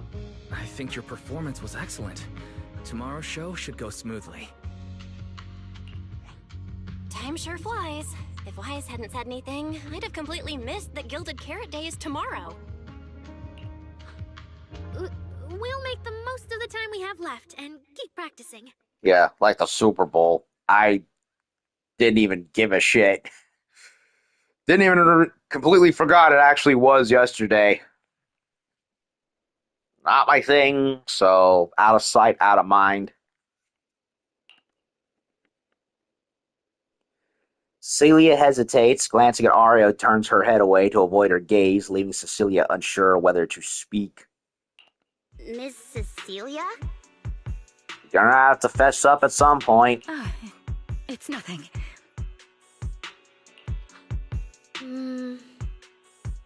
If there's anything you want to comment on, please just be direct. Guessing what humans are thinking has never been my strong suit. I think your singing and dancing are great. It's just that... Yes. It's just that my emotional control on stage isn't strong enough, which made it feel less engaging. Arya suddenly drops the projection. Intelligent constructs can feel sad and discouraged too. For an intelligent construct, managing emotions, performing happiness, it's not as simple as you think. Arya, why would you say something like that? We never thought that. Sorry, I shouldn't have said that. It's just... there have been so many conflicting data streams lately, piling up with that anomaly signal. Everything weighs so heavily in my logic core. My processing slows down, my joints lag. I can't deliver my best performance. I'm really sorry. Arya, if something's wrong, you can tell me. Tell us. We can deal with it together. Really? I only wish I could forget as easily as humans do.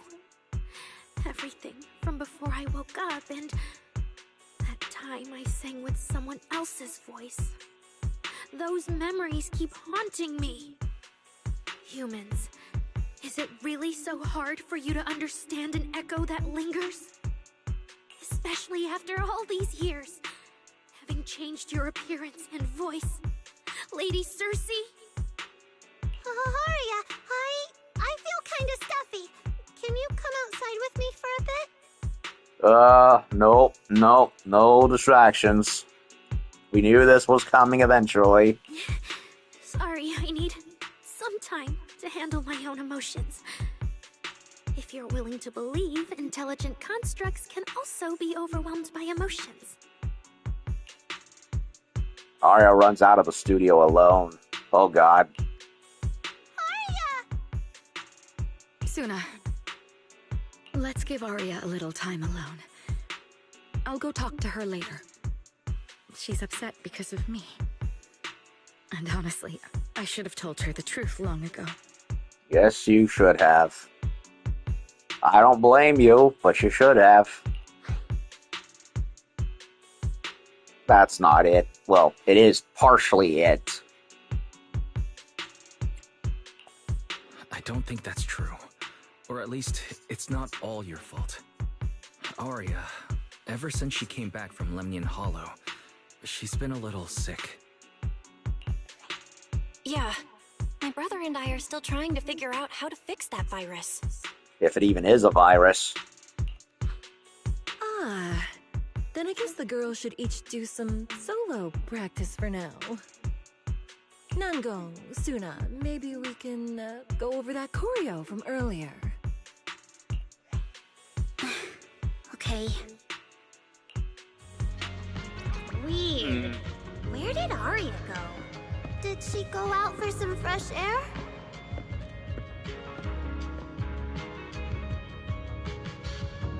I just realized that Vesper is literally standing on literal tips of her feet. And again, she has those little cape things. Nah, I don't think that would have worked. I don't know how she's standing up. It's one of those anime physics sort of things. You kind of accept it after a while. I'm so worried. Indeed. Have you seen Arya? Where'd she run off to? I'll go find her. Just as you're about to go look for Arya, Suna comes rushing over in a panic, waving her phone.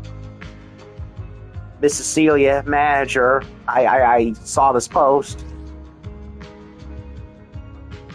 What the heck? A construct attacked someone and it happened inside a hollow. I saw it with my own eyes right there at Lemnian. A construct looked totally normal, just went berserk. Attacked someone. This frail young lady didn't stand a chance. I'm afraid things aren't looking good for her. Wait a minute, those are the two other Arias. And that's Arya herself right there. Afraid things aren't looking good for her. I was hiding nearby, practically glued to the ground until I couldn't hear a sound anymore.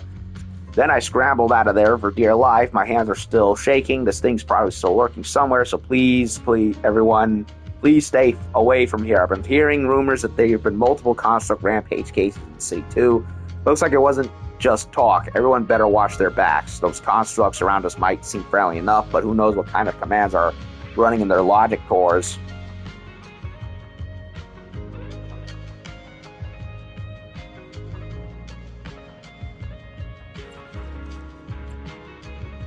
Footage doesn't match reality. Exalta's behind this too. Isn't she with an idol group? The one in the picture?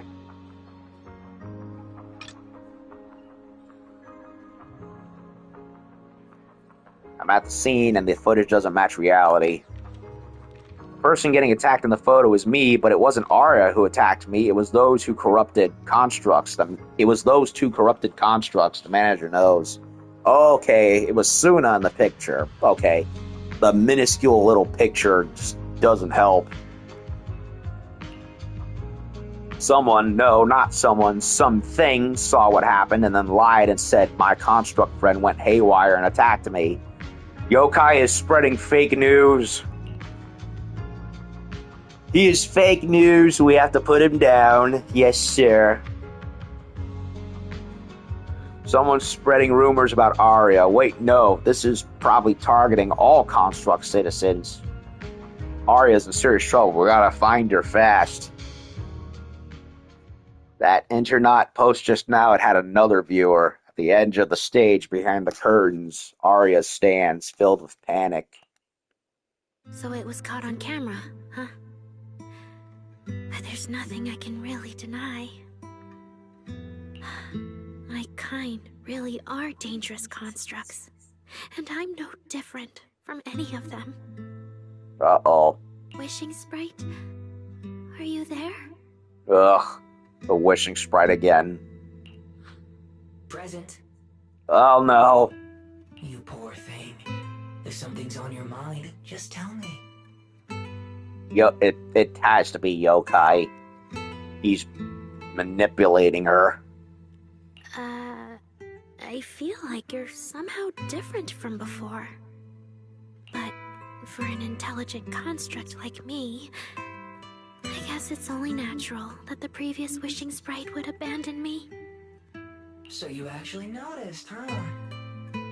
It's okay.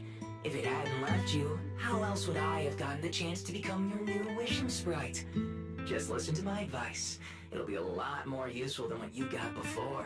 Oh no, this is bad. This is really, really, really bad. Does a construct who can't even control her own logic core really deserve to have such sparkling delusions? Oh, don't you understand, Arya?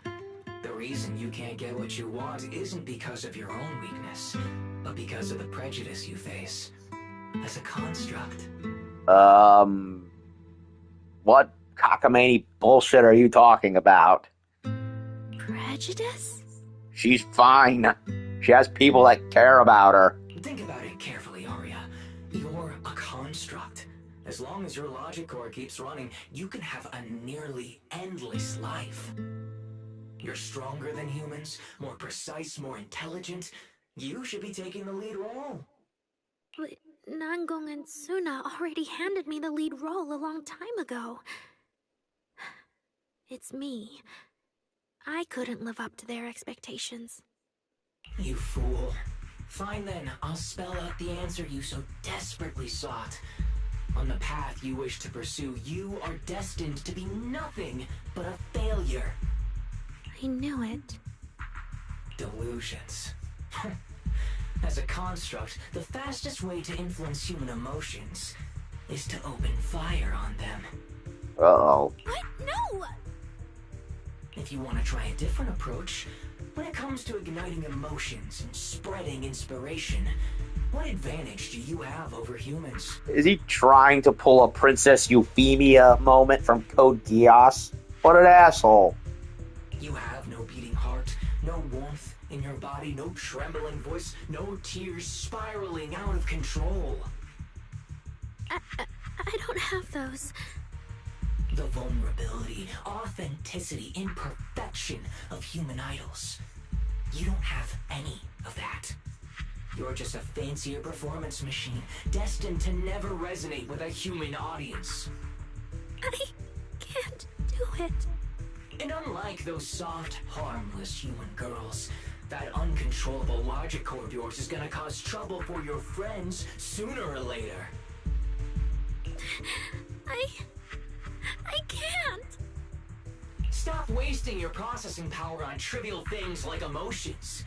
You've turned your back on the path of constructs. You might as well fall into eternal slumber.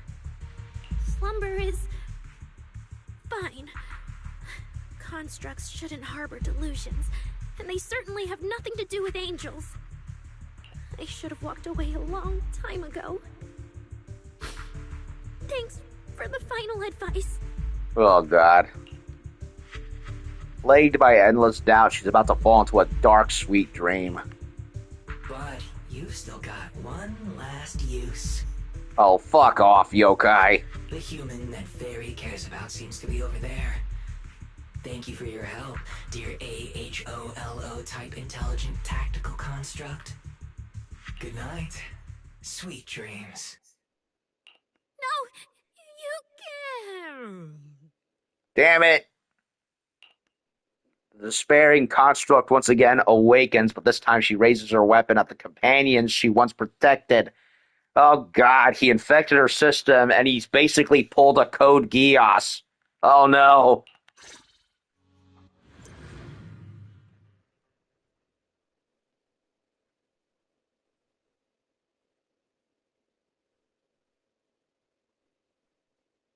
That is not good. Manager, evacuate everyone immediately. Leave this to me. Suna, watch out! You head back first. I can't! Arya's still here! Arya! Wake up! Such touching friendship.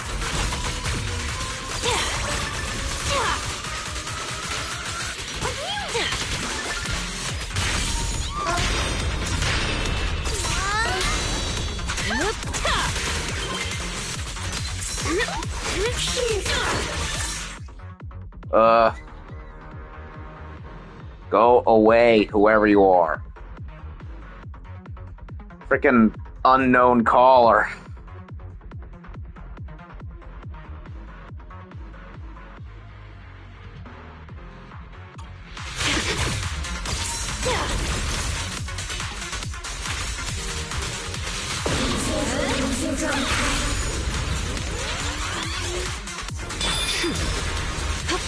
Oh, side attack that,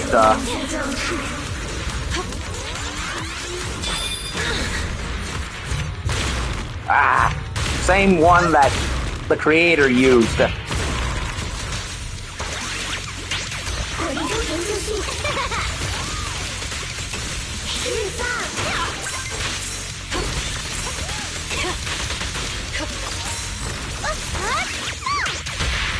Careful.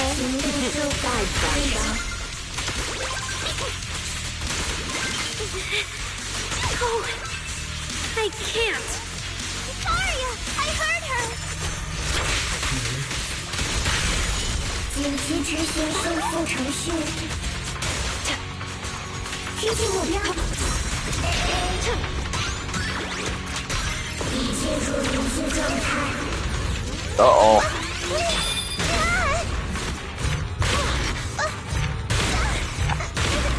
I cannot do that thing at all. I've tried.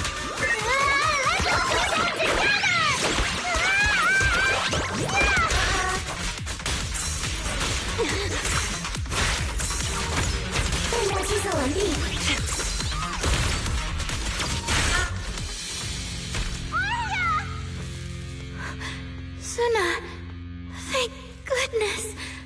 I didn't hurt you. Never again.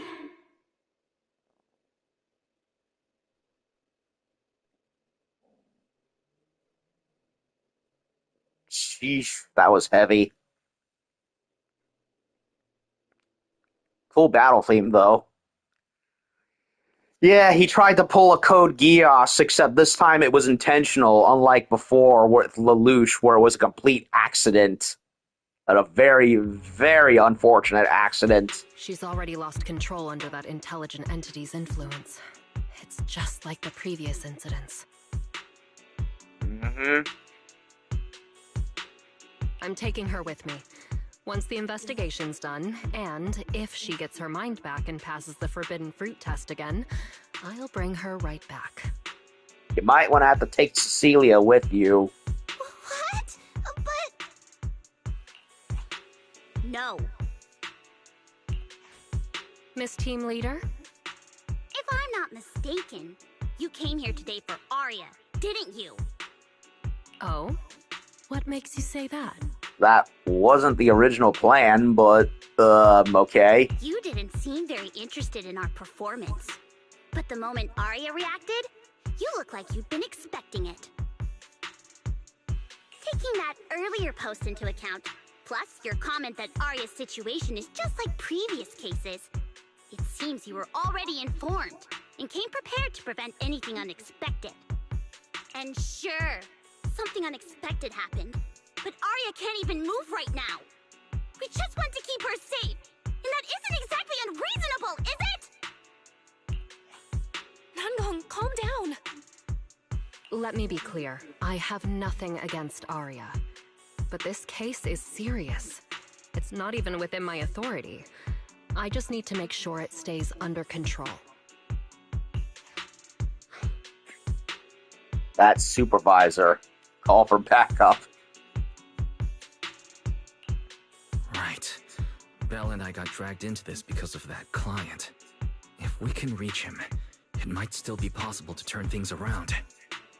We don't want to make things harder for Jane, but we can at least make sure Nangong and Suna know what's happening. Or at the very least, we need to wake Arya up. You lock eyes with Belle, and she subtly raises her phone to show you what's on the screen. She's already contacted Fairy. Let's get everyone settled down first. Sorry, I did hide Jane's identity. Sorry. I brought Jane because I was worried Yokai might do something drastic. And I didn't disclose everything because I still hadn't figured out how to talk to Arya. Jane's suggestion earlier was purely out of duty. Let's all just calm down. There has to be another option. Manager, I think you misunderstood. Exactly. If Arya was taken over because she'd been too down lately, or because something went wrong with her logic core, then Suna, Miss Cecilia, and I all share the blame. But none of you did anything wrong. And Suna and we've always trusted your intentions. Besides, if Miss Jane hadn't been here today, we probably wouldn't have been able to keep Arya under control with just the two of us.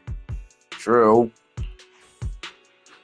I see Miss Team Leader has thought it through, No. Suna and I won't agree to you taking Arya away. Yeah, they don't want to happen to Arya what could have happened to Sergeant Reckless the horse. Even if she might put the safety of 6th Street's residents at risk? Except this situation was a lot more drastic compared to that one, but yeah. Little friends, that intelligent entity's capabilities are beyond anything you can imagine.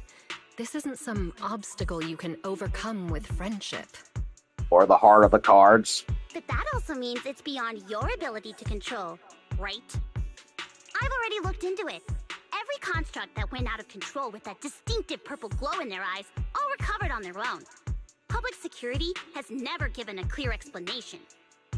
That's right! Miss Jane, you didn't mention what happened to those previous victims afterward, and you didn't give us any detailed information about that intelligent entity either. If you can't even figure out the target who started all this, then your investigation would be what? Taking Arya apart, scanning her code, and digging through her memories just to make sure she doesn't lose control again? How is that any different from murder? I'd call it surgery, but, By the rules. In New Eridu, no one has the right to do that to an intelligent construct who's passed the forbidden fruit test and holds citizen status. If it really comes to that, it'll only be because we've judged every other option to lead to even worse consequences. But you heard Arya's last words. She never meant to hurt anyone. Besides, after fighting off the intelligent entity's influence as long as she could, she chose to fall into slumber instead. Doesn't that prove she meant no harm? Your read on Arya was spot on. But I have to reiterate, Yokai's abilities are not as simple as you think. So that intelligent entity called Yokai and Arya's wishing sprite are the same? I don't know what this wishing sprite you're talking about is. I don't think so at all. Their tone was totally different, and what they said to Arya was completely different too. just as the standoff drags on, James receives a special notification. She gives everyone an apologetic gesture, and then under Nangong, as soon as where he gazes, lights up her screen and quickly skims the message. All right, little friends. Someone, somehow, changed that anonymous client's mind. He suggested I consider your proposal. What do you mean? Are you saying you're not going to take Arya away? But that doesn't mean I'm leaving her be. The client said the manager's intelligent entity assistant claims it can let Arya hear the outside world again, even in her self-isolated state. If you can wake her up and convince me she isn't a threat, I won't take her away. Barry managed to get in touch with the client. Seems like she's got potential. Fairy actually managed to get in touch with that client, and even promised to help Suna and Nangong wake Arya up. Looks like Fairy's potential is definitely worth exploring. Alright, let's head back to the video store now. Okay. Thank you, Miss Jane. No need to thank me. Save it for the managers. And just so you know, I'm still filing a report and submitting all the details for further review. To prevent any accidents, Jane takes Arya back to the video store's workshop. She scoops Arya up easily. What a reliable woman.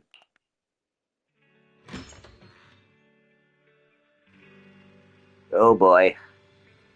With Jane's help, you get Arya settled on the couch in the studio.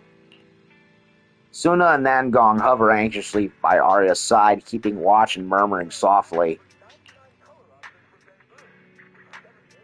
Try to wake up Arya. Oh boy.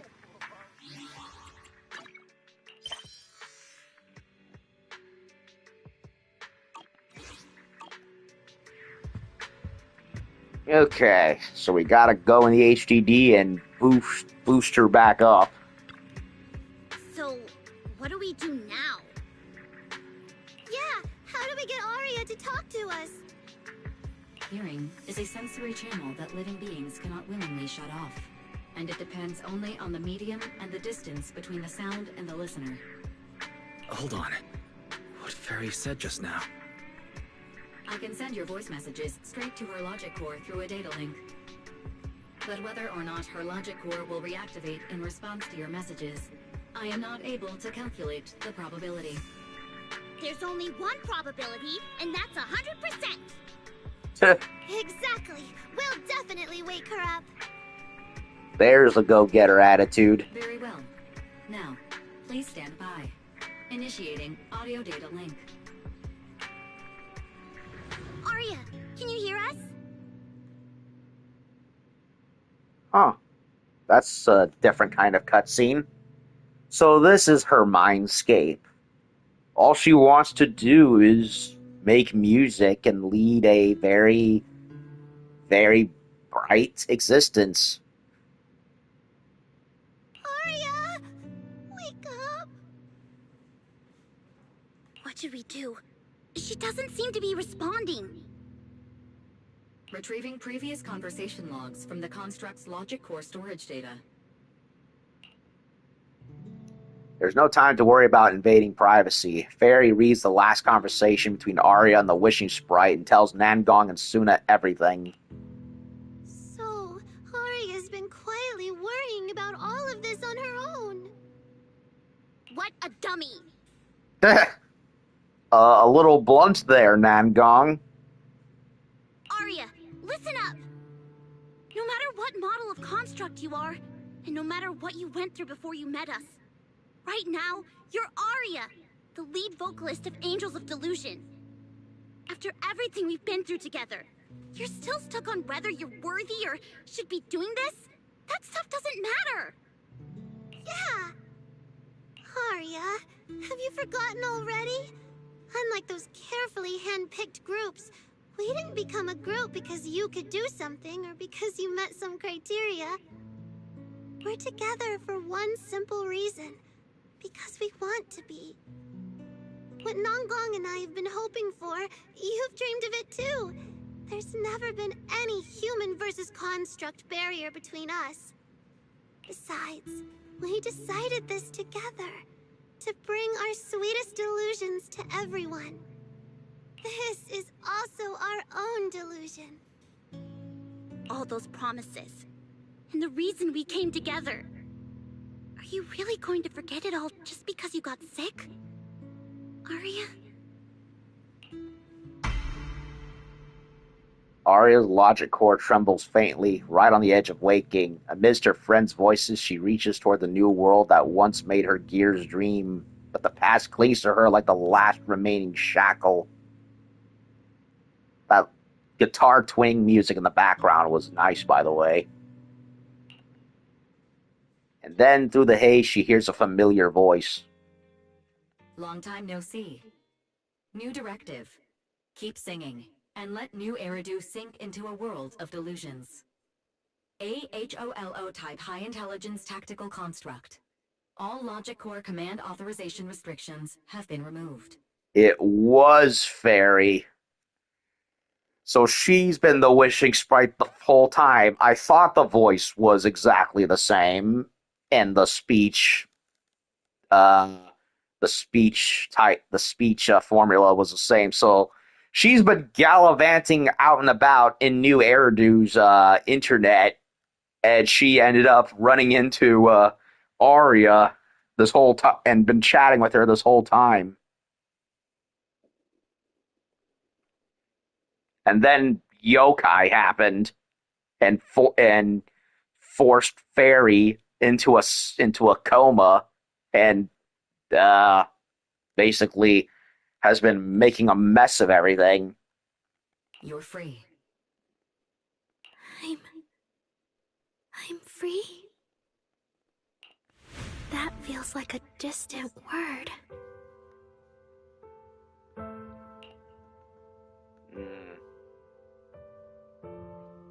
She was a part of a group of battle droids. I'm weirdly reminded of Anby for some reason. Except, Anby was part of a commando group of clones. Much like with the Jango Fett, Boba Fett-ishness that I compared with Orphe and Magus, I'm getting a bit of a battle droid versus clone trooper thing with regards to Arya and Anby. One's a bunch of mass-produced machines, the other were literally fat clones of people. All, in either way, both were discarded and thrown away like used and discarded plasticware. I used to be part of a unit. I think we need to call Anby and help out too. We stood together, lined up, waiting for that voice to call us. The moment she gave the order, we'd move as one, bring destruction and silence to every enemy. The ones we defeated. Were they really our enemies? Or were they just reflections of ourselves? Wouldn't that be a cool twist if this did tie into Andy somehow with the whole, mass-produced, post-human warriors, or battlenecks, in this case. Hypothesis validated. Reflection image generated. Reflection? That was me too. You still are part of a group. Yes. Me and my companions. We looked into each other's expectant eyes, waiting for a song to begin. And as soon as the music hit our ears, we'd light up, passing joy and fire to every one of our own. I want to be someone like that. I've always wanted to be someone on that stage. Hypothesis validated. Preparing the stage scene. Just, I never really had that chance. I once stood high because it was the optimal position for suppressing the enemy. I traded blows with whoever stood across from me, hurting them, getting hurt. And the body lying still below that high spot, was that really the enemy? Or was it just another version of me? Stage scene loading complete. Stage? The current environment was generated based on stored data in your logic core. Sketched over and over, the promise I made to myself. I want to step onto the stage, because up in that optimal position, I can finally let those delusions fly. I'll throw my heart to the crowd, and they'll throw theirs right back. Our excitement fizzing together. This is the stage I love. The one I pictured, dreamed of, and obsessed over, hoping to one day stand on. It's the stage we Angels of Delusion are going to stand on together. Agreed. Really? Memory landscape loading. Memory landscape confirmed. Last stretch! We're gonna be late! Suna, pick it up! Wait! You were the one dragging your feet before we left Nangong! And now we're almost late! And you're blaming me for not being fast enough! Slow down! Oh, I'm gonna get left behind! Ugh, I love the voice acting for Suna. It just fits. Suna, Nangong is just teasing you! I know people have problem, and justifiably so, with a lot of the Western scene in voice acting. But occasionally, you have gems like this where it's like, okay, someone upstairs is making sure the ship goes correctly, for the most part at least. Instead of letting the localizers run roughshod and being stupid. Apparently, how 2B was written in the English dub for Nier Automata was not at all how she was in the Japanese version, and it's only taken until years later for people to finally realize it, and everyone is shocked and horrified about it, rightly so. As long as the three of us stick together, no one is ever getting left behind. Everyone's written those themes a million times already. What are we supposed to write to actually stay?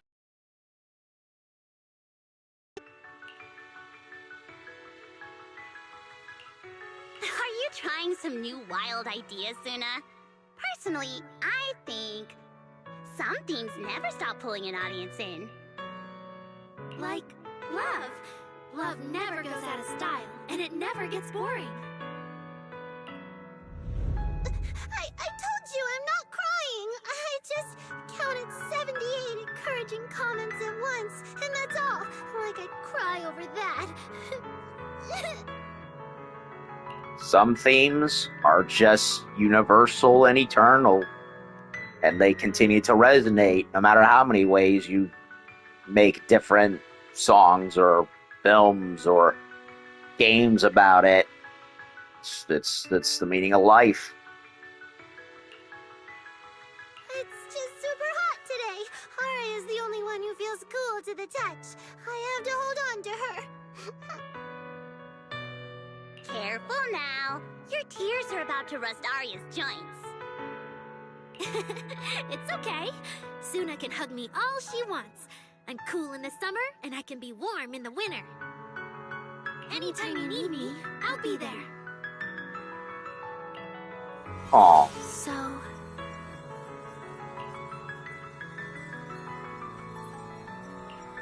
So the past wasn't a burden after all.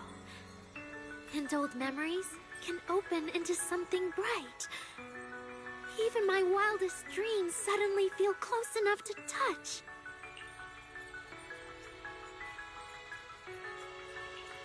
As long as we're still by each other's side.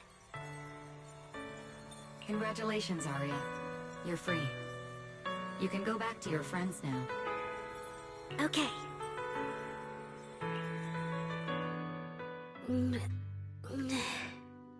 Nangong? Suna? Aria, how are you feeling? Finally! You're awake! Are you okay? I'm alright now. Sorry for making you worry for so long. The girls hug each other for a moment. Well, look at that. Guess the villain here showed up at the wrong time, huh? Do you need to check on Arya, Miss Jane? Judging by how she looks right now, I'm guessing that won't be necessary anymore. Yeah? I've already filed the incident report. Someone might check in with Arya later just to keep tabs on her, but I don't think it'll affect your rehearsal or the show. Congrats, Arya. You're still a free citizen of New Eridu. Make sure to thank your group mates. And those two mysterious managers.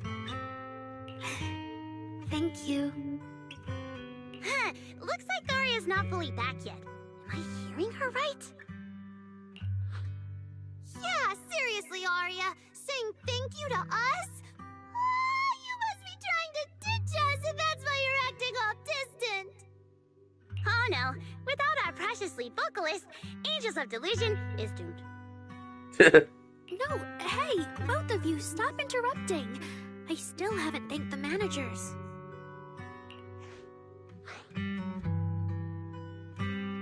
No need to be so formal. We're Arya's secret keepers. No need to be so formal with us. Belle and I are your secret keepers. Yeah, after Wise got back from Reverb Arena, he dragged me in as his accomplice. It's only now that Arya's worries from then are finally settled.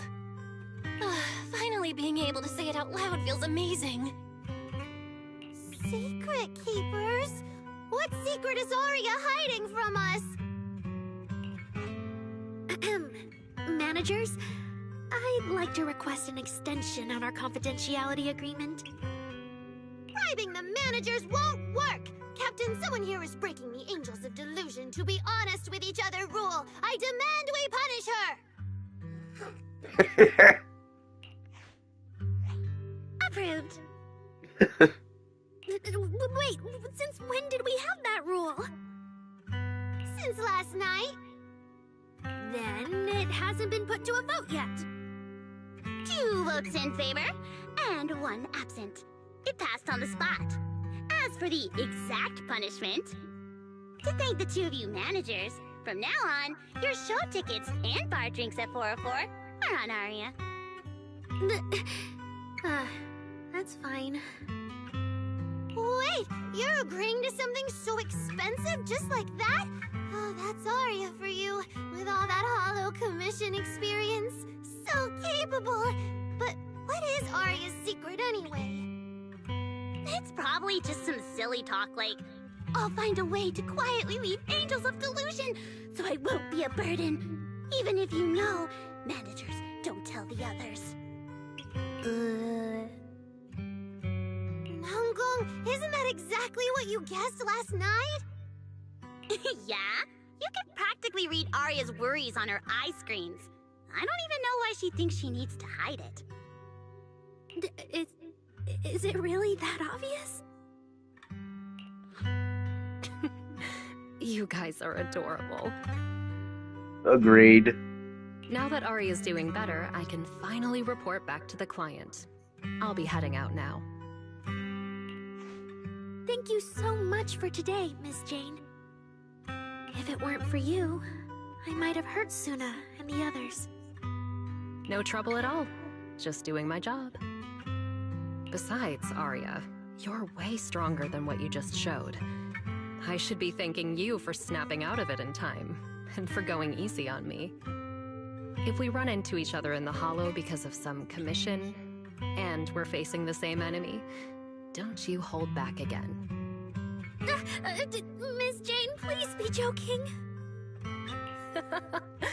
Yeah, you really bounced back fast, didn't you? After confirming Arya's condition, Jane heads back. Vesper and Cecilia are still worried about Arya, so Nangong and Suna decide to hurry back and tell them what's going on. That exchange between the three of them is just so cute.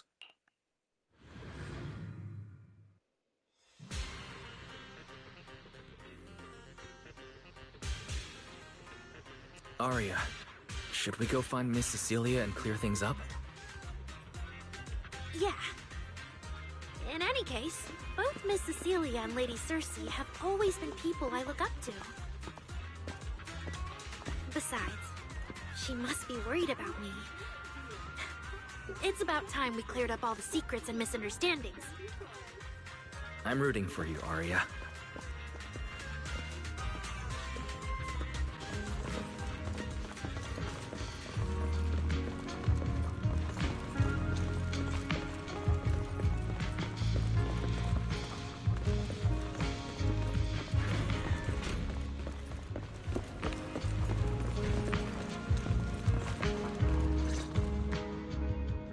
So yeah, that's basically what happened.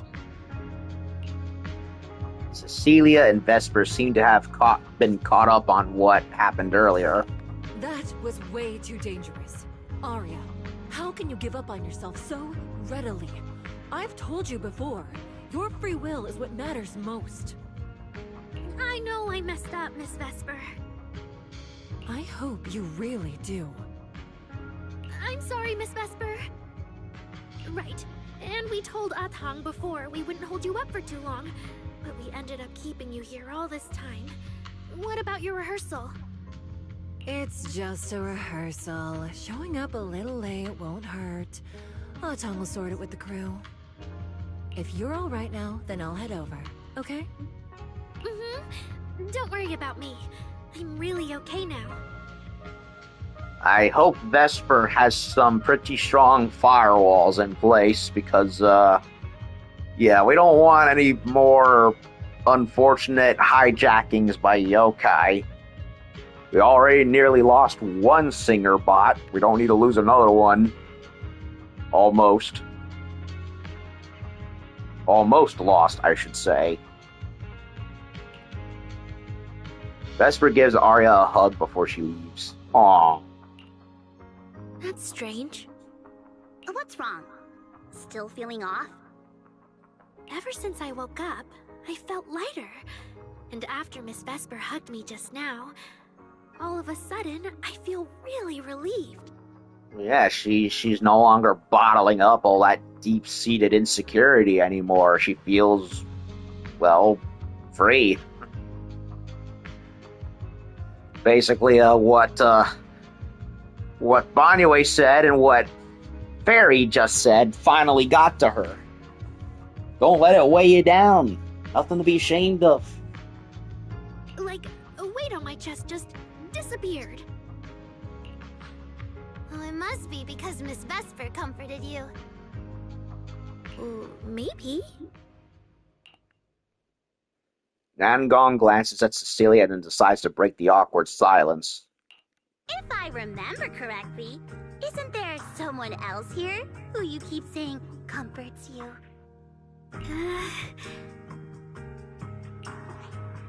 Miss Cecilia. Can I call you Lady Cersei?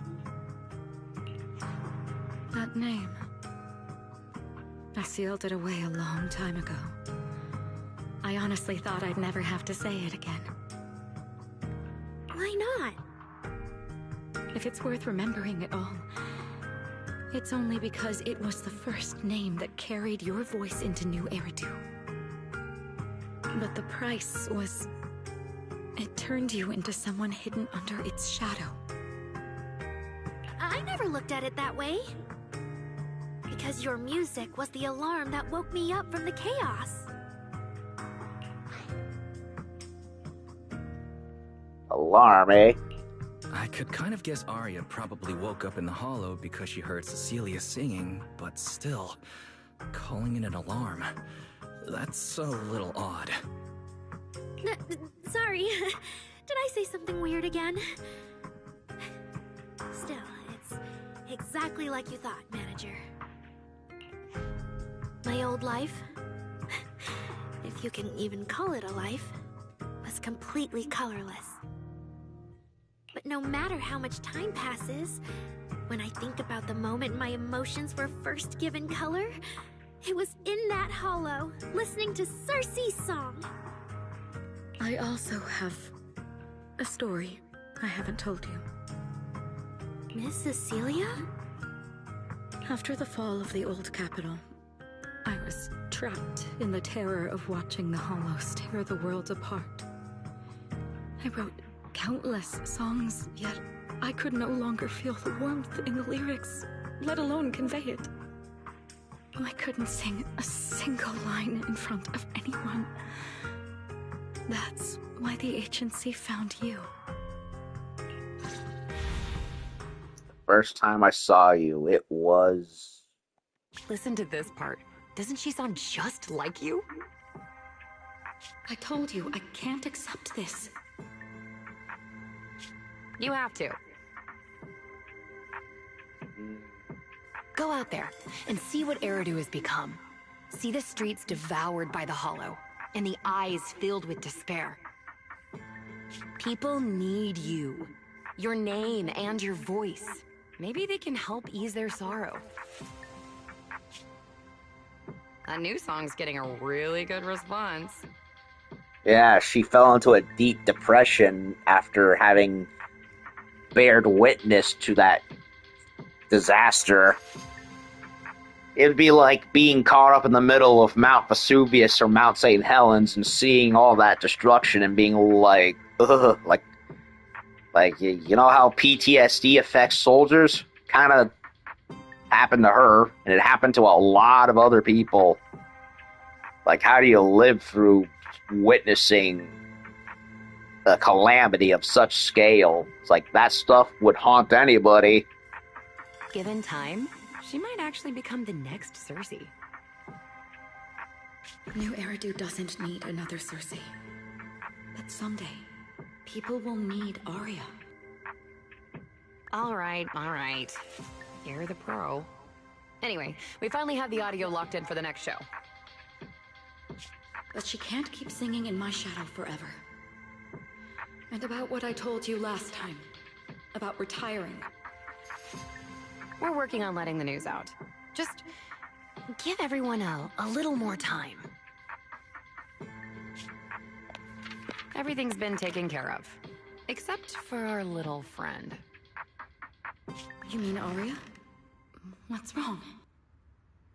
She didn't accept any of the compensation we offered.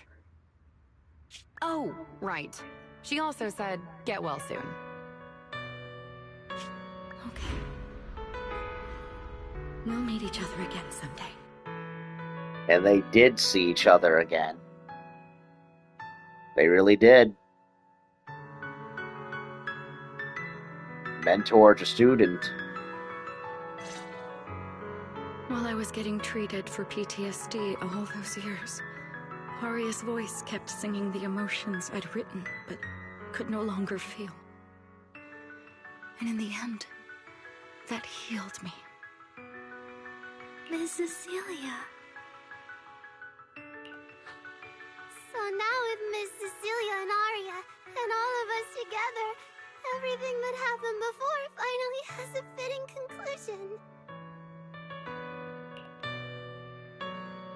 If you're not mistaken, Suna's voice sounds a little shaky, almost like she's about to cry. Aw, looks like our little Suna just found her brand new spark of inspiration, huh? Such a beautiful echo of the past. All right. Our little crybaby's turning into a raccoon again. Come on, I'll take you to wash your face. Nangong acts fast, grabbing Suna by the hand and dragging her away, leaving behind Arya and Cecilia, the emotional master and student pair, and the poor video store manager who didn't manage to get away in time. So Wise is crying in the corner too, is he? I would too, to be honest. Ugh, Nangong, why? You're not the only one afraid of emotional scenes here. I am sorry, Arya. I kept thinking if I told you all of this earlier, maybe you wouldn't have felt so awful. And maybe what just happened wouldn't have happened at all. Well, it is what it is. Can't change it now. So yeah, when she finally mustered enough courage to get back out into the world, she found the angels, and Arya among them, and became their manager. It was like the least she could do, right? Even if she herself doesn't perform ever again, she can still, raise the next generation. It's not really like that.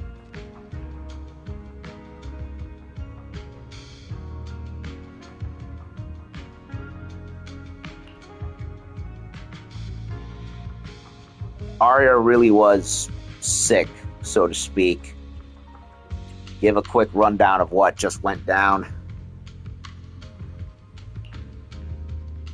I see, but doesn't that mean that intelligent entity just now could still affect Arya? Heck, not just Arya, but anyone else. Don't worry, Miss Cecilia. I honestly can't feel it at all anymore. Really? If you're still feeling off at all, you must let us know right away. Yeah, I'll be careful. Next up, the three of us gotta prepare for Gilded Carrot Day. Though it's a secret, we're still Lady Cersei's students. We can't tarnish your record. Caught up in the moment between Miss Cecilia and Arya that feels like some kind of long-awaited reunion, a special alert suddenly pings. Oh, come on! If I recall, Belle and I agreed that this alert tone means not life-threatening, but it's urgent. Get here ASAP. Isn't she home? What could have happened? Why would she need to use the emergency alert? Unless it isn't Belle. Nope, it's Belle. Wise, how are things on your end? If you're all good, get back here ASAP. We got a quest. Not sure I can handle the hospitality solo. What kind of guest is this? What are you going on about, Belle? If you worry about hospitality, don't tell me the mayor himself showed up. Wise, you should come check this out yourself. Alright, I'm heading back. Hang tight. Watch it. It's either going to be the Belle today. Just how special is this guest anyway? It's either the snake girl again, or it's Astra, or it's somebody else.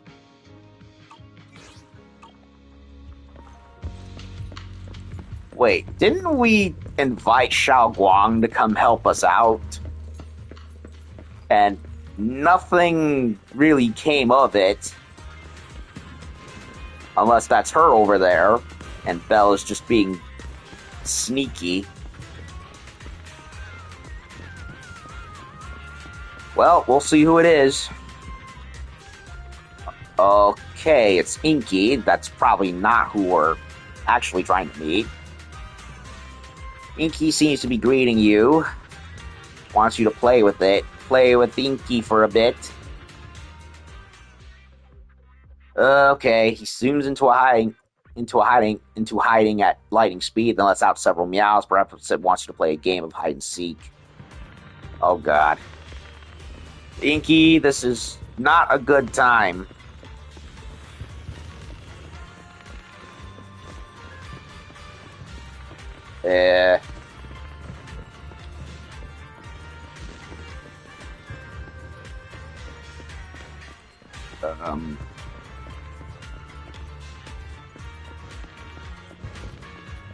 Okay, so Inky's not over there.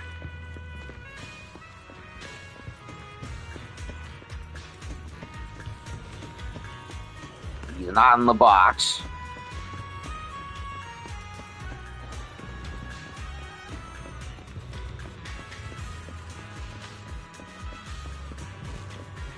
Not here either.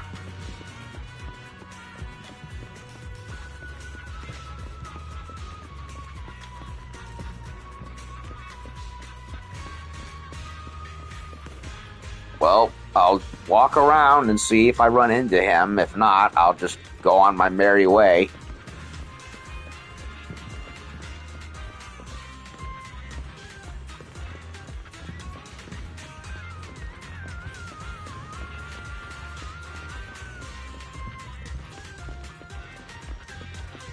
Nope, don't see him.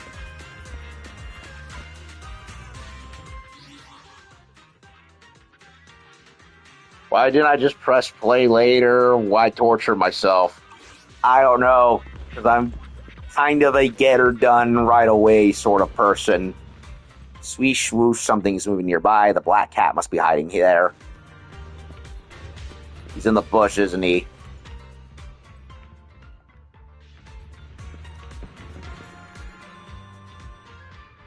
Did I find him yet?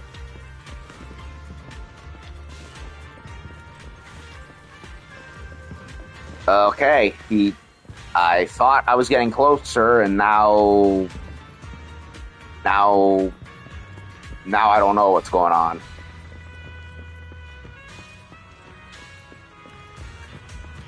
Here, kitty, kitty, kitty, where are you? Okay, now the game's not telling me anything. Yes, game, I know he's around here. Oh, there he is. Meow. Iki seems to be having a good time. He wants you to keep playing with it. Ugh, fine. One more round.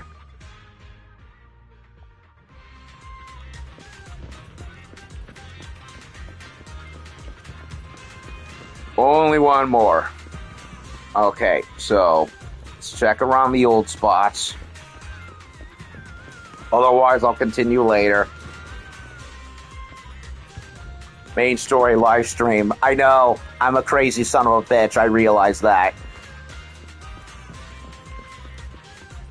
It wasn't my fault. He just decided to show up and, well, couldn't resist.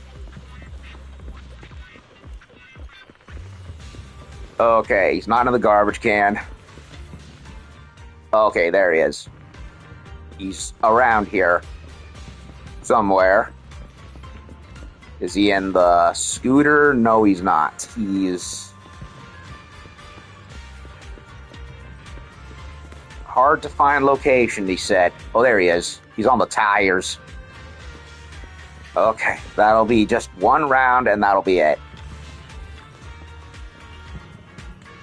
Inky's having a great time. Circles you several times, tenderly rubbing against your calves as thanking you for playing with it. Then he moves several times as though saying goodbye before turning and disappearing into a corner.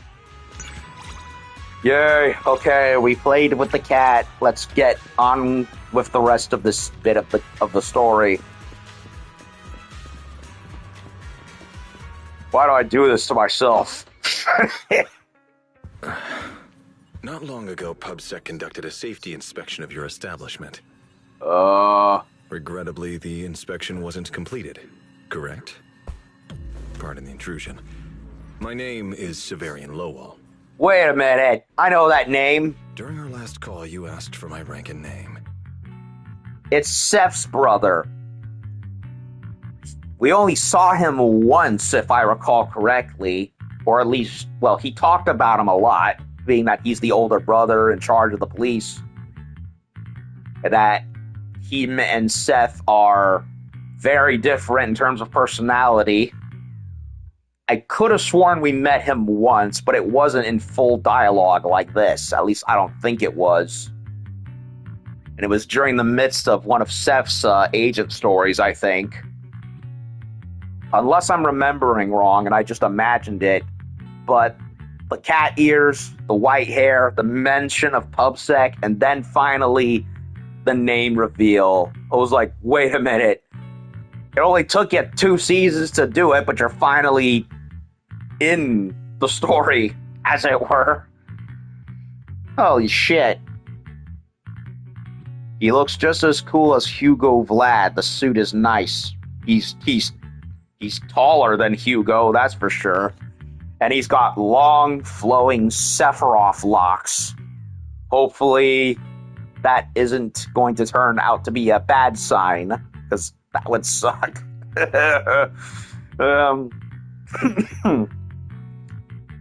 Okay, you asked for my rank and name. So he was the client on the phone. Okay.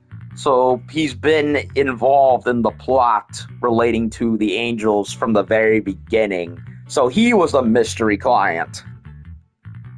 Interesting little move there, cat boy. Remind me to say hi to Seth later. Per regulation, I'm required to answer truthfully. I'm Severian Lowell, Senior Commissioner of New Eridu's Public Security HQ, and your former client. He was also a pretty strict SOB from what I had heard. Very by the books and uber serious. Commissioner Lowell? That sounds familiar. I think Julian mentioned it before. How are you related to Seth? He's his brother, you ding-dong. He told us about it over and over again. You can just call me by my name, Severian. Severian. The suit is indeed nice, yes. A little heavy on the belt buckles, though. Like he's a frickin' Rob Liefeld crossed with an anime character. As for me and Seth, were you asking if we are legally related? Or about our relation within the precinct? Legally related? Wow, what a dummy. Commissioner Severian's ears twitch, but he doesn't comment. Despite their vastly different temperaments, the resemblance between the two brothers is unmistakable, making the question feel rather unnecessary. Yeah, I wonder why they wrote it like this, because, well, yeah, I would think, in terms of canonicity, players would have already had Seth by this point, and would have talked to him about him and his brotherly issues. So the way the question and dialogue is framed just feels needlessly overcomplicated. It's like, bro, he's chatted your ear off about Sev as many times as we've spoken to him. I would think that this wouldn't need to be an overcomplicated question.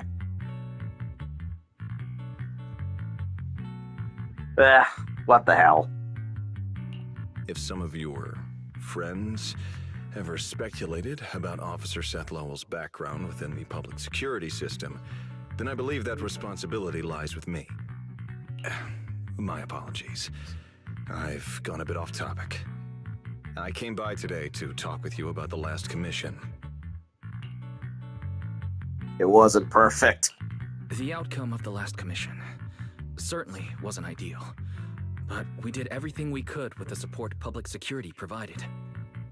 We cleared out the constructs that woke up in Lemnian Hollow, and we told you everything we know about Yokai's movements afterwards.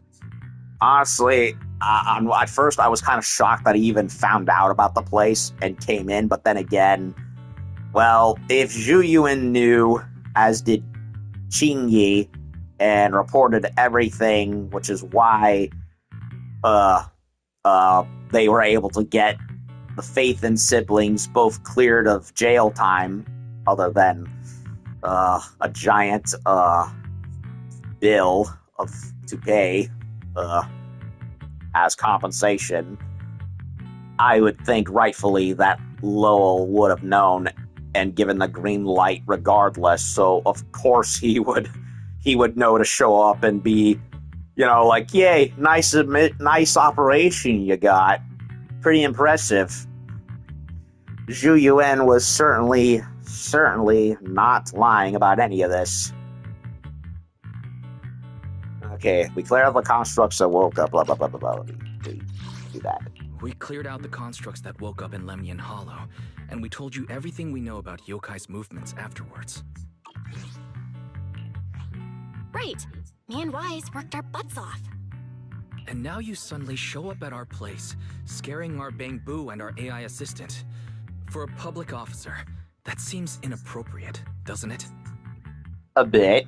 First, on behalf of the whole information security team, I want to thank both of you for everything you did. Ew. That said, we also found that Yokai's behavioral patterns and portions of its code appear to have some connection to your household AI assistant, the one you previously reported to the Criminal Investigation Special Response Team. True. She was found in that box that the Cunning Hares went after, and, well, forcefully bonded into Wise's eye lobes, as it were. So, yeah. In their words, the yokai that caused the disturbance and your intelligent assistant appear to be something akin to twins. And there's several more like them with similar mythology-based names, so they're all part of a family, quote-unquote, as it were. That's why I'm getting ready to apply for permission to borrow it from you for a short time. Needless to say, we'll make sure it's returned safely once the investigation is finished.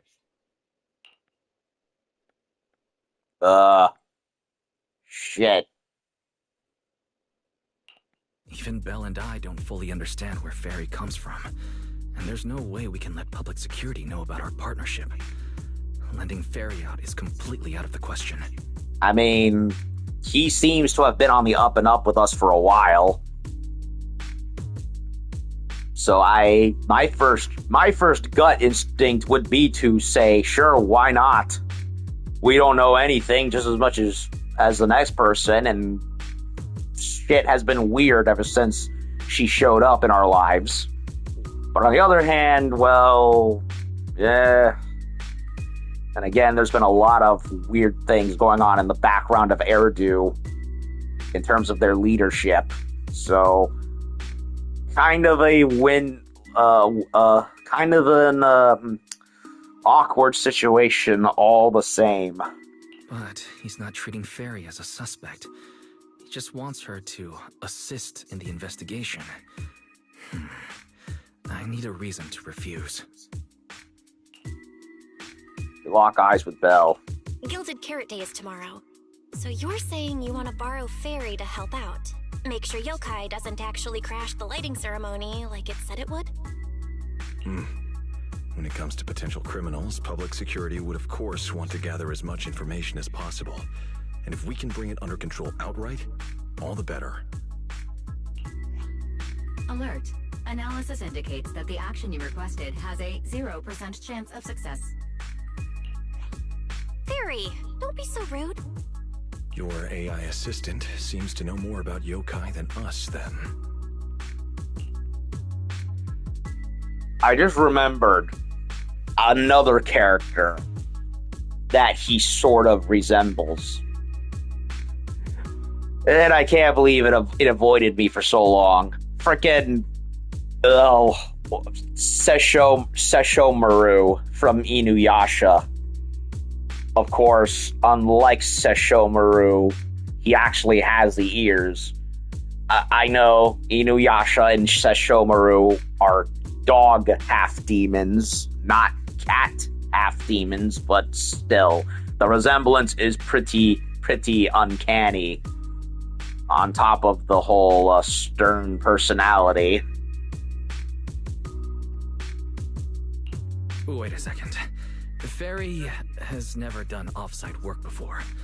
But if you make it a commission and have her help remotely, that should work. Then it's settled. Huh? He's meeting down the middle. Since you two have already accepted the job on her behalf, I won't push you any further. He's not gonna be Mr. Jackboot government agent. He's meeting down the middle. And honestly, all my concern about yokai comes from wanting to protect Gilded Carrot Day and keep New Eridu in order. So there's no need to get hung up on whatever form that partnership takes. Well, the yokai was gonna be a problem at some point regardless of whatever day it was. Inuyasha, oh damn, watch his weapon be a katana, that'd be cool. I wouldn't be surprised, but it would be one hell of a reference, that's for sure.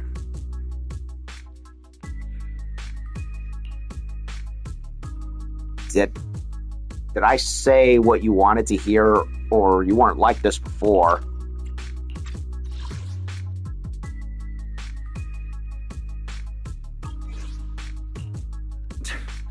Sounds like my suggestion was exactly what you wanted.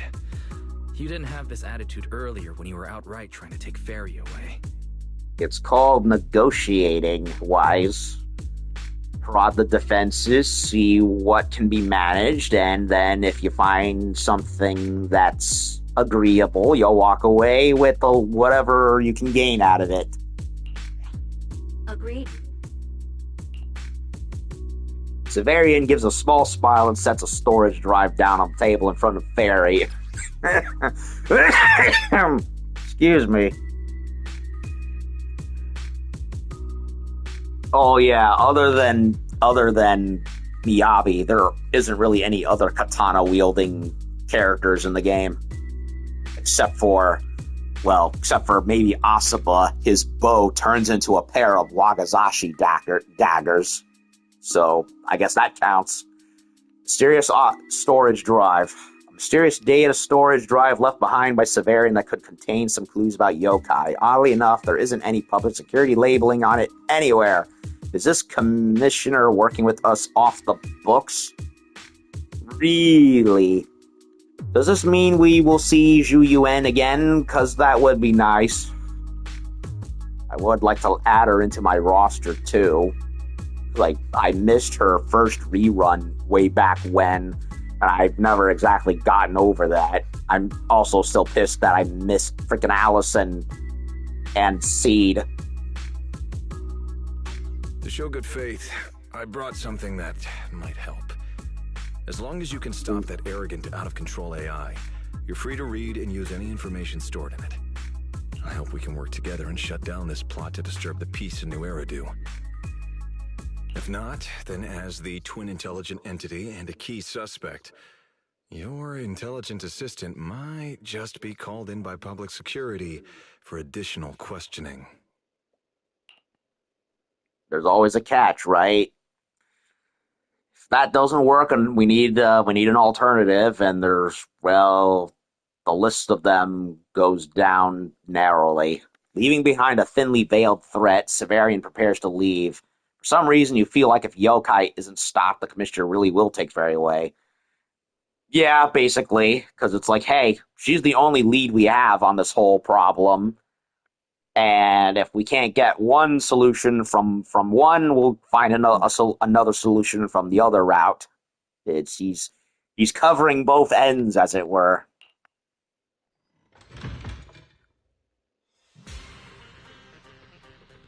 So he's playing the good cop, bad cop, is what he's doing. Yeah, he's doing a one-man good cop, bad cop routine. Oh, speaking of which, Sephi Boy is over here. So, yeah. Good day, Rookie Patrol Officer Lowell. Didn't expect to run into you here. Brother, quit the act. The manager's known me for ages. Yeah, he wouldn't stop talking about your big bro every time we talked to you. So, yeah. Besides, the approval process for the duty roster Captain Zhu submitted has edits from Commissioner Lowell.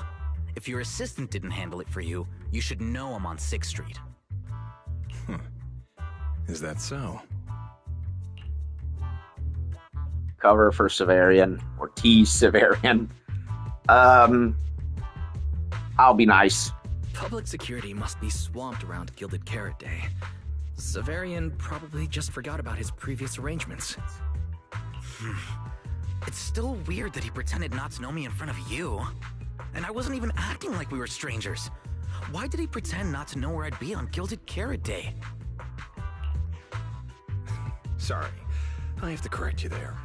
Since a certain someone has been yelling at home every day accusing me of neglecting my family, I already promised I'd head home after the lighting ceremony to spend Gilded Carrot Day with them.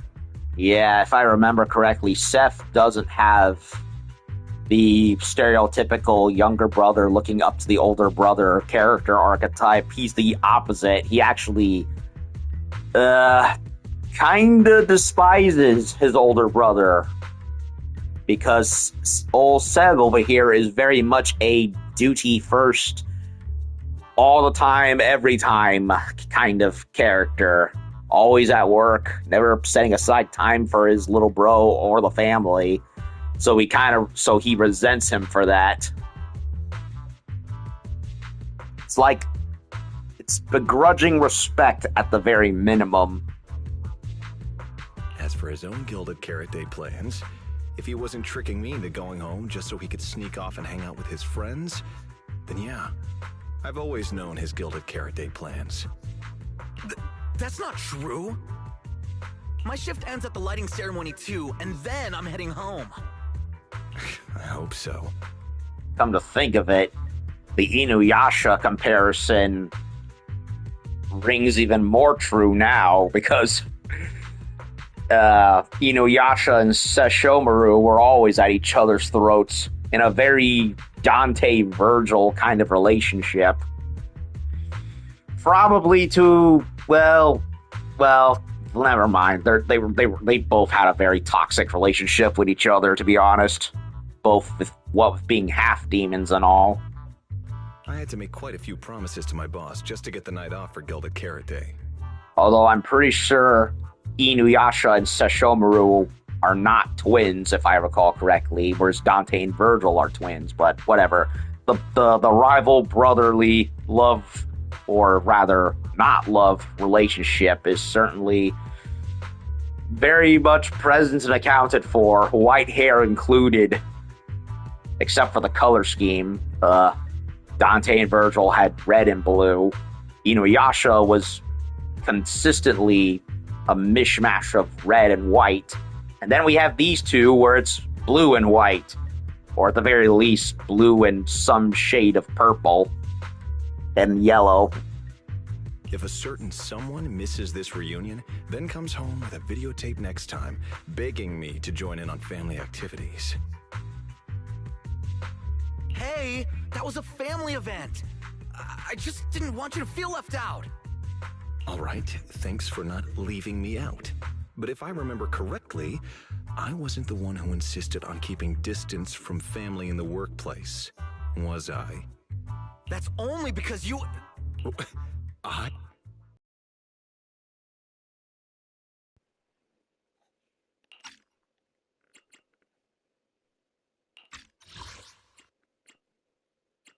That's only because you... What Seth probably meant to say was, it's because you're the golden child and everyone just makes fun of me.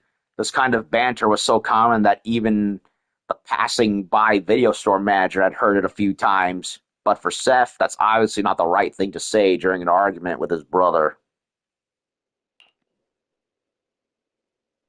And sure enough, you receive a "help me" look from Seth. Hey, don't drag me into this shit. Anyway, about Gilded Carrot Day. Let's get back to Gilded Carrot Day. Seth has been patrolling 6th Street. Did you intentionally arrange that, Severian? Right! You never answered me. It's simply because Public Security Officer Ju Yuen has more important duties to handle by herself, so the rest of the team are assigned to other missions as well. I'd advise a certain rookie officer not to get too full of themselves. Look, I know you don't like me, but could you at least not say such obnoxious things in front of the manager?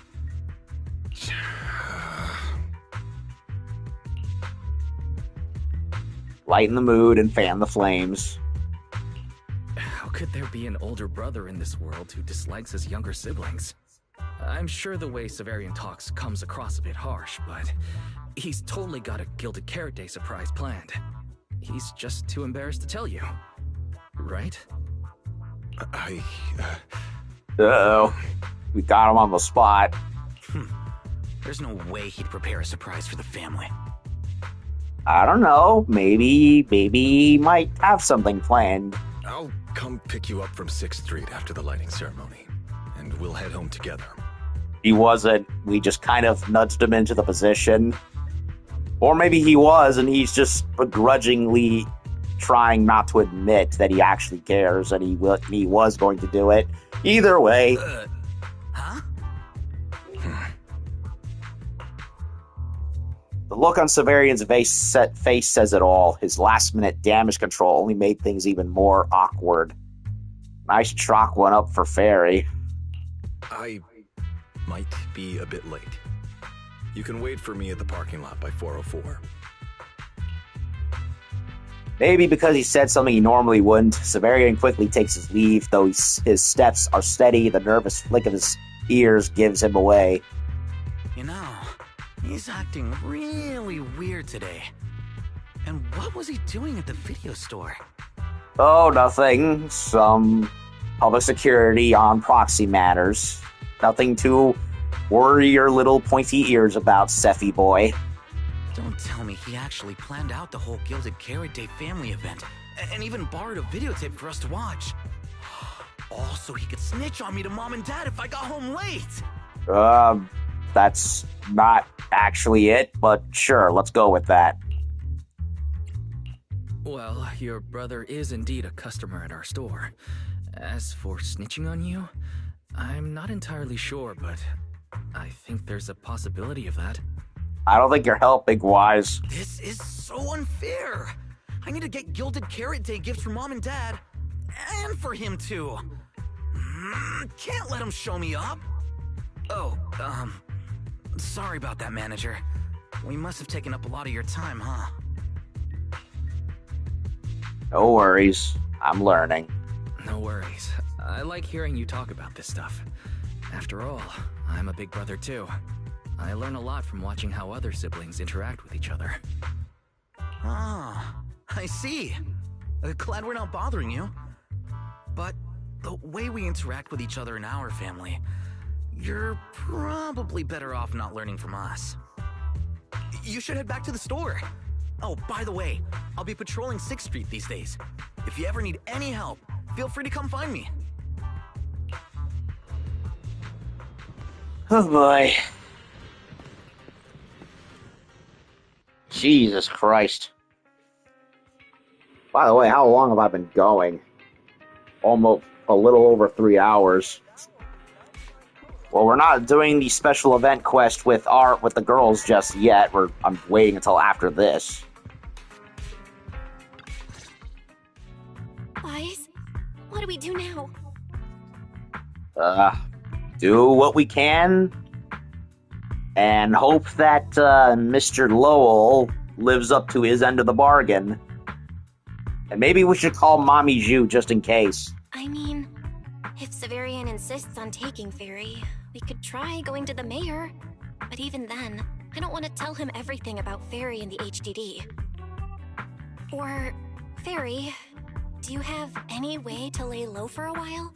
There's no way we'd hand you over. Based on available data, the intelligent entity, Yokai, specializes in breaching security protocols, rapidly infiltrating and exiting devices, and altering system behavior through viral code. As a result, Most tracking programs struggle to monitor its movements. Unfortunately, your AI assistant lacks expertise in this field. Additionally, I am bound by our agreement and cannot leave easily. Fairy, I'm touched. But this isn't the moment to get all sentimental. My statements reflect an objective assessment of my capabilities and limitations. No exaggeration is present. If the yokai's plan works, it'll get you in trouble, Fairy. Since Fairy is an AI connected to yokai, if it manages to sabotage the lighting ceremony, she'll definitely attract more scrutiny from public security and other government divisions. So right now, the only option is stopping yokai before everything gets worse. But if we barely know anything about yokai, where do we even start? Not totally in the dark. We know quite a bit. Don't lose heart yet, Belle. We're not completely clueless. First, yokai openly admitted it was behind the creator incident. Plus, we've picked up quite a few details recently. Yokai hijacked an intelligent construct officer and sent Severian that letter of criminal intent. It keeps bragging about ruining the lighting ceremony, telling us to stay tuned. I don't think yokai was entirely behind the creator shit. Because it seems to me that Sarah and the Exaltus were in on this for a long, long time. For all I know, it could have been working with yokai this entire time. They could have been working with him this whole time. I mean... It even posed as that wishing sprite to mess with Arya, nearly wrecking the girls' Gilded Karate show. Is it just me, or does picking on Arya and the Angels of Delusion not really match its go big or go home chaos lover personality? Unless it's part of a domino effect. Or just a little side quest to mess with people. Yeah. I have generated a behavioral logic analysis report. This AI shows a clear performative impulse, frequently showcasing its abilities, causing disruptions, and triggering panic or confusion among specific groups. And since we were a thorn in yokai's little scheme previously and bruised its ego, it's likely made it its personal little side errand to try and get at the faith in siblings whenever it possibly can. And by proxy, no pun intended, make everyone associated their lives miserable. If we don't count the 404 Angels incident, that analysis actually holds up. Let's treat Arya's case as an outlier for now. Continuing analysis of overlapping factors across the above events. Bangbu Lock Spring. Intelligent Construct Public Security Officer. Arya.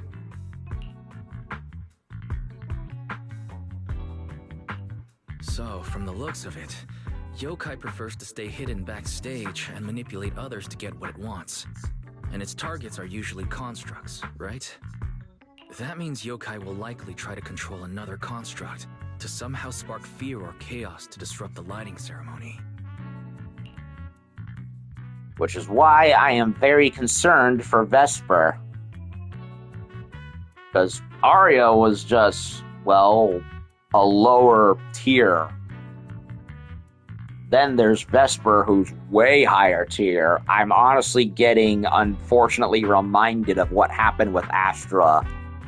Because it's like, okay, he's already toyed with a lower tier target. What's to stop him from going after a higher tier one and do basically the same shit that happened to Astra?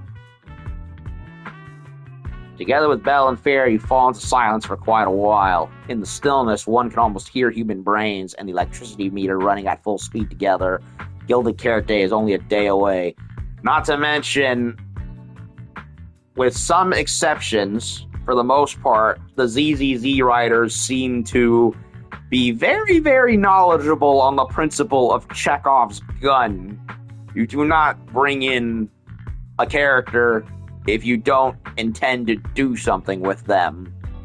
And they've been pretty good at that for quite a while. Ugh, my brain hurts. I can't think anymore. Speculating like this is pointless. We should get some rest and leave this to tomorrow, us. Maybe after a shower and some sleep, things will become clearer. Worst case, we prepare ourselves to hand Fairy over to public security, and then immediately run to the mayor for help. With their skills, I doubt they'll get anything meaningful out of Fairy. Alert. Second assistant. Your line of thinking is extremely risky. Don't worry, Fairy. Things aren't that dire yet. Worst case, I'll head to Phylum Heights and stand guard with Shufu at the lighting ceremony.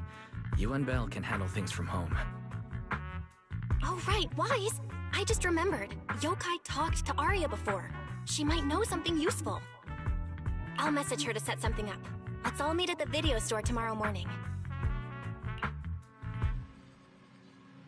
Phew. Truth is, in Belle's heart, you probably already have an answer by now, right? Yeah. Yokai really is planning to use Vesper somehow. What didn't I freaking say? It's like, I'm not even in the writer's room and I'm calling this shit as it happens. I don't mean to keep kvetching about it. It's just something that keeps happening in this game. If Yokai is really planning to use Vesper somehow, at least nothing too wild should go down before the lighting ceremony officially kicks off. Hopefully. Let's ask Arya what she thinks when she gets here tomorrow morning. Yeah, my gut's telling me that if we want to crack this case, we're probably going to need Arya's help.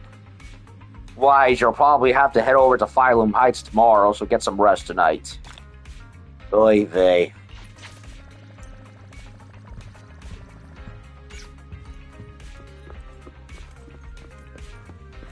Well, rest is definitely on the menu because I am beat.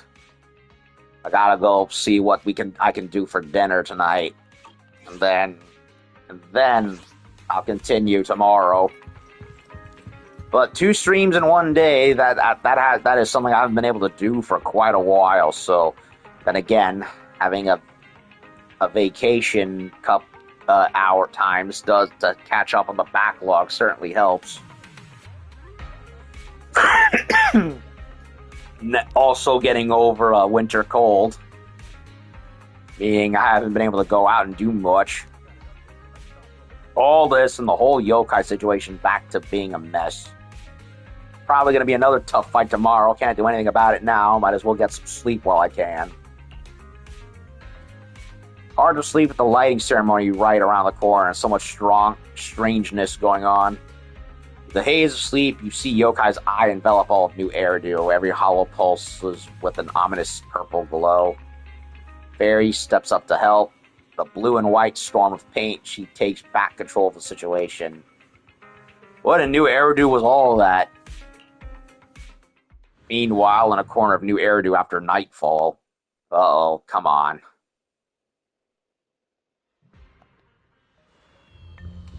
Oh no. So you're the intelligent entity that took control of Arya. What else do you want from me? Damn it, Vesper, what are you doing?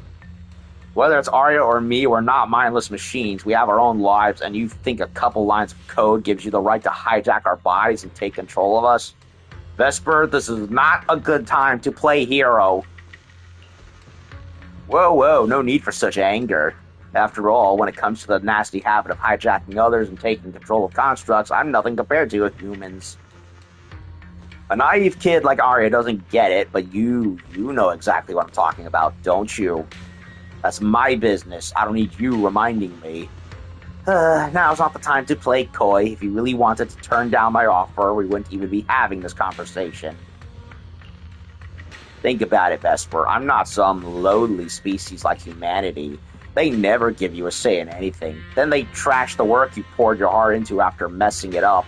Comments like, can the voice of constructs even be called singing? I'd never say such things to you. That's just a minority. I have many fans who've been supporting me this whole time. But you can't give those fans the kind of show you'd actually be proud of, right? It won't be that way forever. It's practically impossible to change the way things are while under Tops's thumb, right? Besides, I've no intention of twisting your arm. I'm just looking to lend a hand, that's all. He's doing it again. He's poking at the insecurities and weak points in their personality, and sowing doubts and negative thoughts in their minds, as it were, to get them to act irrationally and the opposite of how they normally would. Oh, Jesus. You feel that? Stop. What did you do?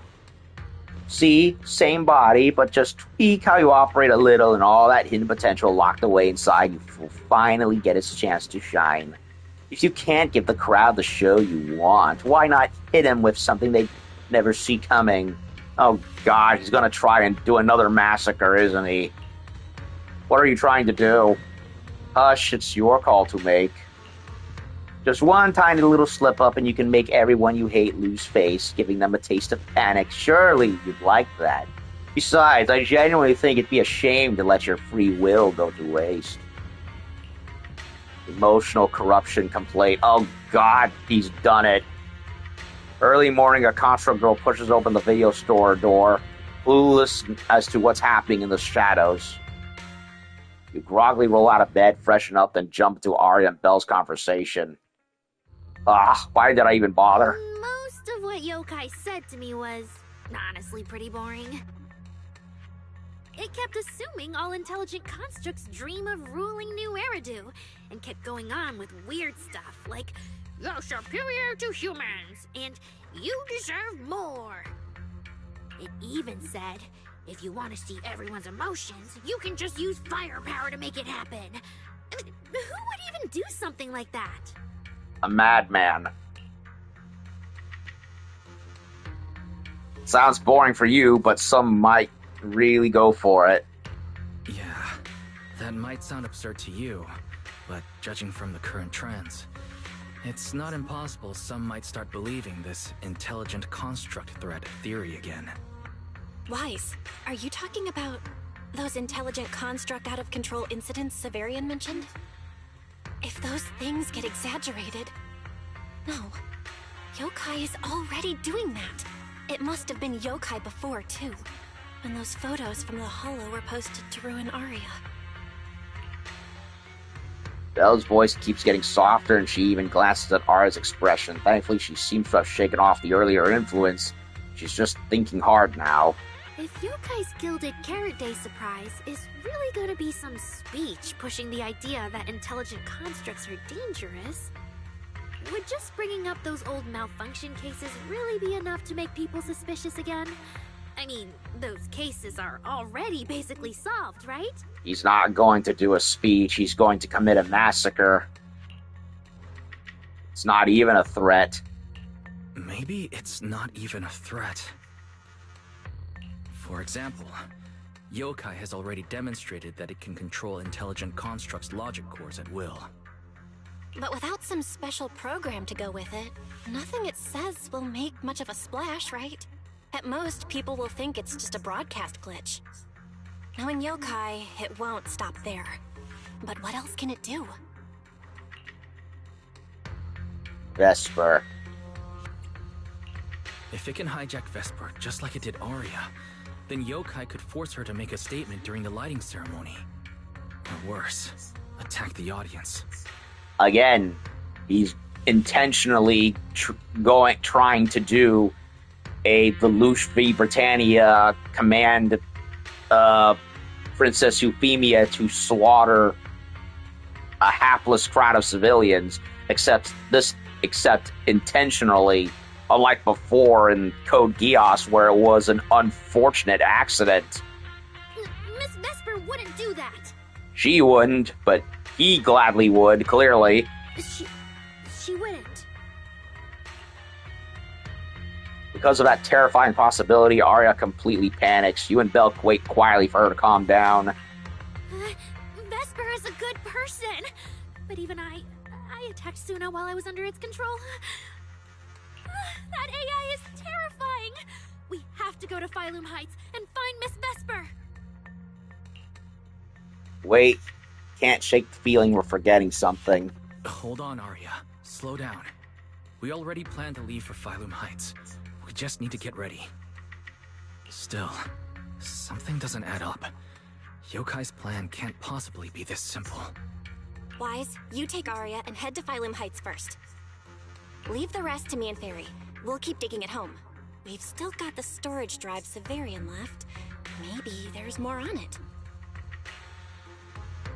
We rushed to Phylum Heights with Arya. The whole way there, she has been on super edge, hoping Vesper's okay. I shouldn't have continued the story. Wait, I thought it would just be like, oh, wake up, then tackle it. No. Okay, well, finally, it actually will let me stop. Gilded Carrot Day.